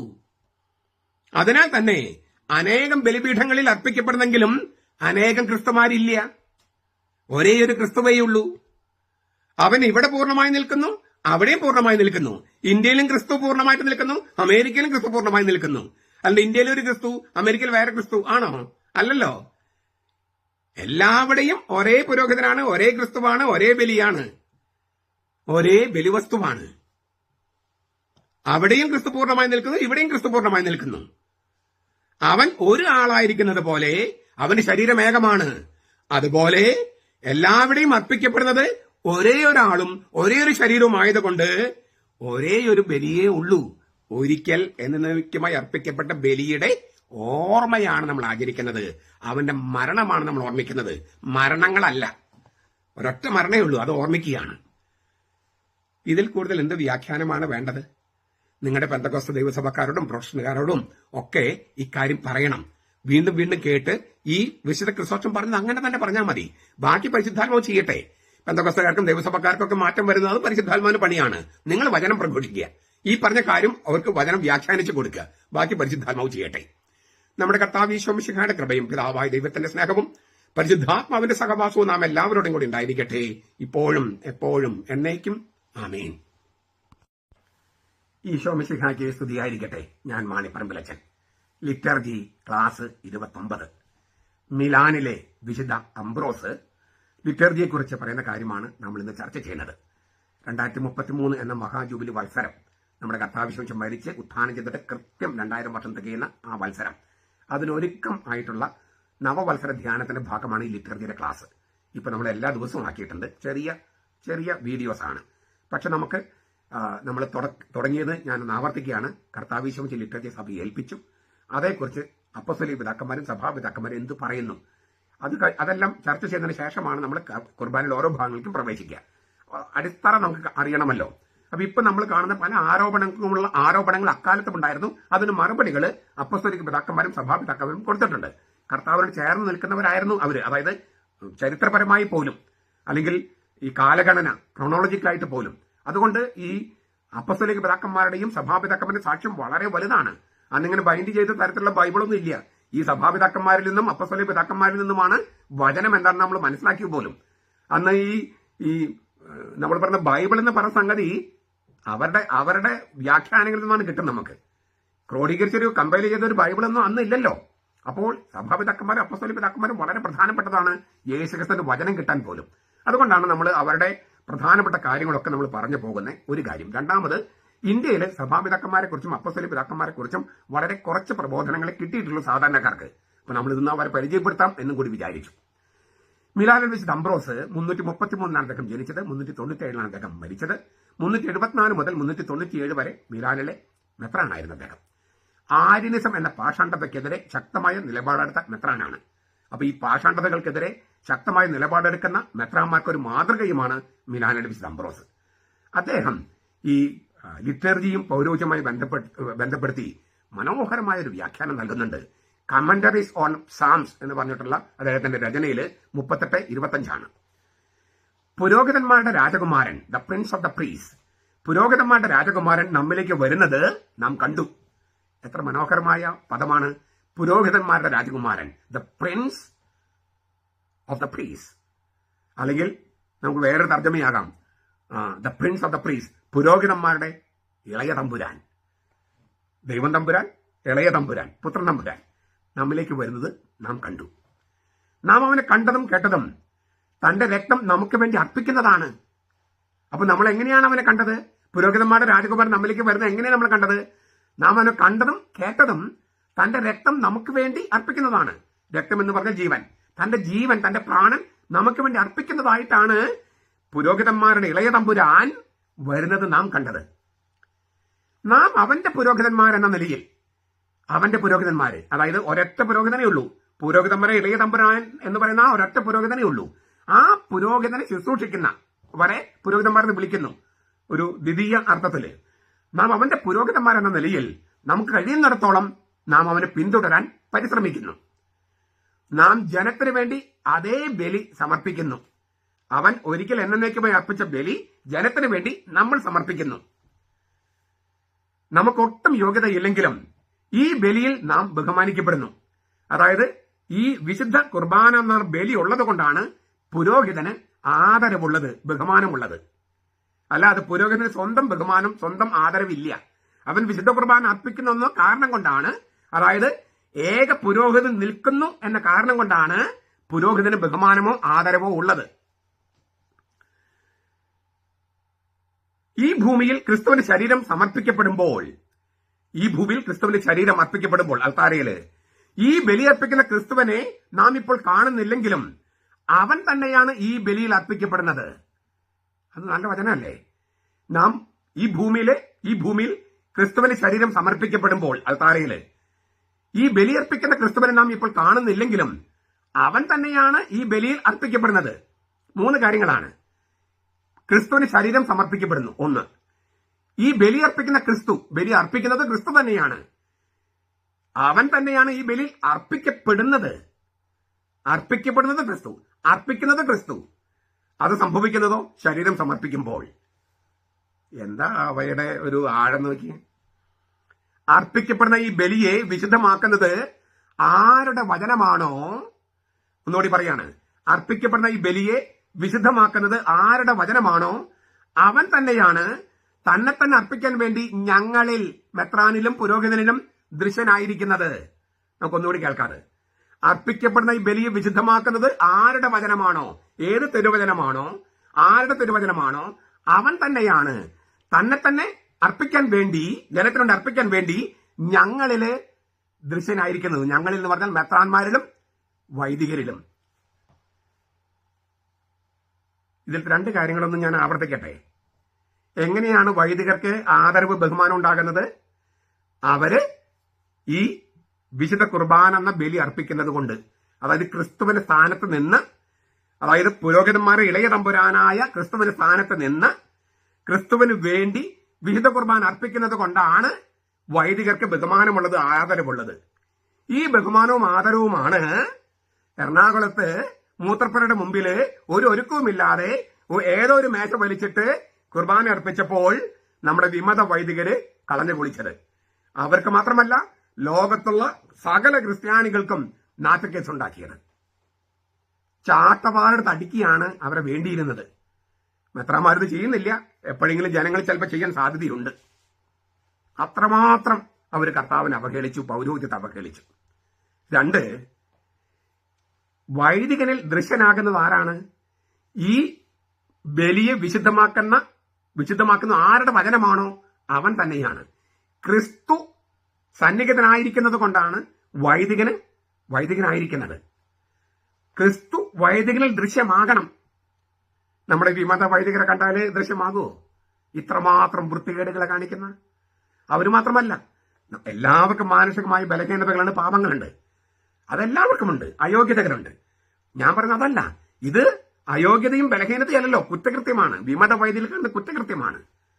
അപ്പോൾ ഈ മിലാനിലെ മെത്രാൻ പറയുന്ന ആ പൗരോഹിത്യവും വിശുദ്ധ കുർബാനയും വചനവും തമ്മിലുള്ള ബന്ധം, അത് ആഴത്തിൽ ധ്യാനിക്കാൻ നമ്മൾ ധ്യാനിക്കുക, പ്രാർത്ഥിക്കുക. ഈ വൈദികർക്കൊക്കെ മാനസാന്തരം ഉണ്ടാകാനും ഇപ്പോഴുണ്ടെന്ന നാണക്കേടിനപ്പുറത്തേക്ക് സഭയ്ക്ക് തേജസ് ഉണ്ടാകുന്ന തരത്തിൽ, ഇതിപ്പോ ഒരു കർത്താവിനെ കുരിശന്റെ വഴിയിൽ അടിച്ചടിച്ച് കൊണ്ടുപോയത് പോലെയാണ് വിമത വൈദികർ ചെയ്യണേ. പക്ഷേ തിരുവുത്ഥാനമുണ്ട്. ഈ ദുഃഖശനിയാഴ്ച കർത്താവ് മരിച്ചു, കർത്താവിന്റെ മരണം, അങ്ങനെ കർത്താവ് മരിച്ചു കിടക്കുന്ന പോലെയാണ് സഭാ നേതൃത്വം നിലനിൽക്കുന്നത്. പക്ഷേ കർത്താവ് ഉത്ഥാനം ചെയ്യുന്നുണ്ട് 3-ാം ദിവസം. ആ തേജസ് നമ്മുടെ സഭയിലേക്ക് വരും. അതുകൊണ്ട് ഈ വൈദികർക്കെല്ലാം തേജസ് ഉണ്ടാകുന്ന തരത്തിൽ കർത്താവ് തേജസ്സോടെ വരും. അതായത് 3-ാം ദിവസം സംഭവിക്കും. ആ 3-ാം ദിവസം ദൈവം എന്നാണെന്ന് ദൈവം തന്നെ നിശ്ചയിക്കട്ടെ. നമുക്ക് അതിനുവേണ്ടി പ്രാർത്ഥിക്കാം. കർത്താവ് അനുഗ്രഹിക്കട്ടെ. നമ്മുടെ കർത്താവ് ഈശോ മിശിഹായുടെ കൃപയും പിതാവായ ദൈവത്തിന്റെ സ്നേഹവും പരിശുദ്ധാത്മാവിന്റെ സഹവാസവും നാം എല്ലാവരുടെയും കൂടി ഉണ്ടായിരിക്കട്ടെ, ഇപ്പോഴും എപ്പോഴും എന്നേക്കും. ആമേൻ.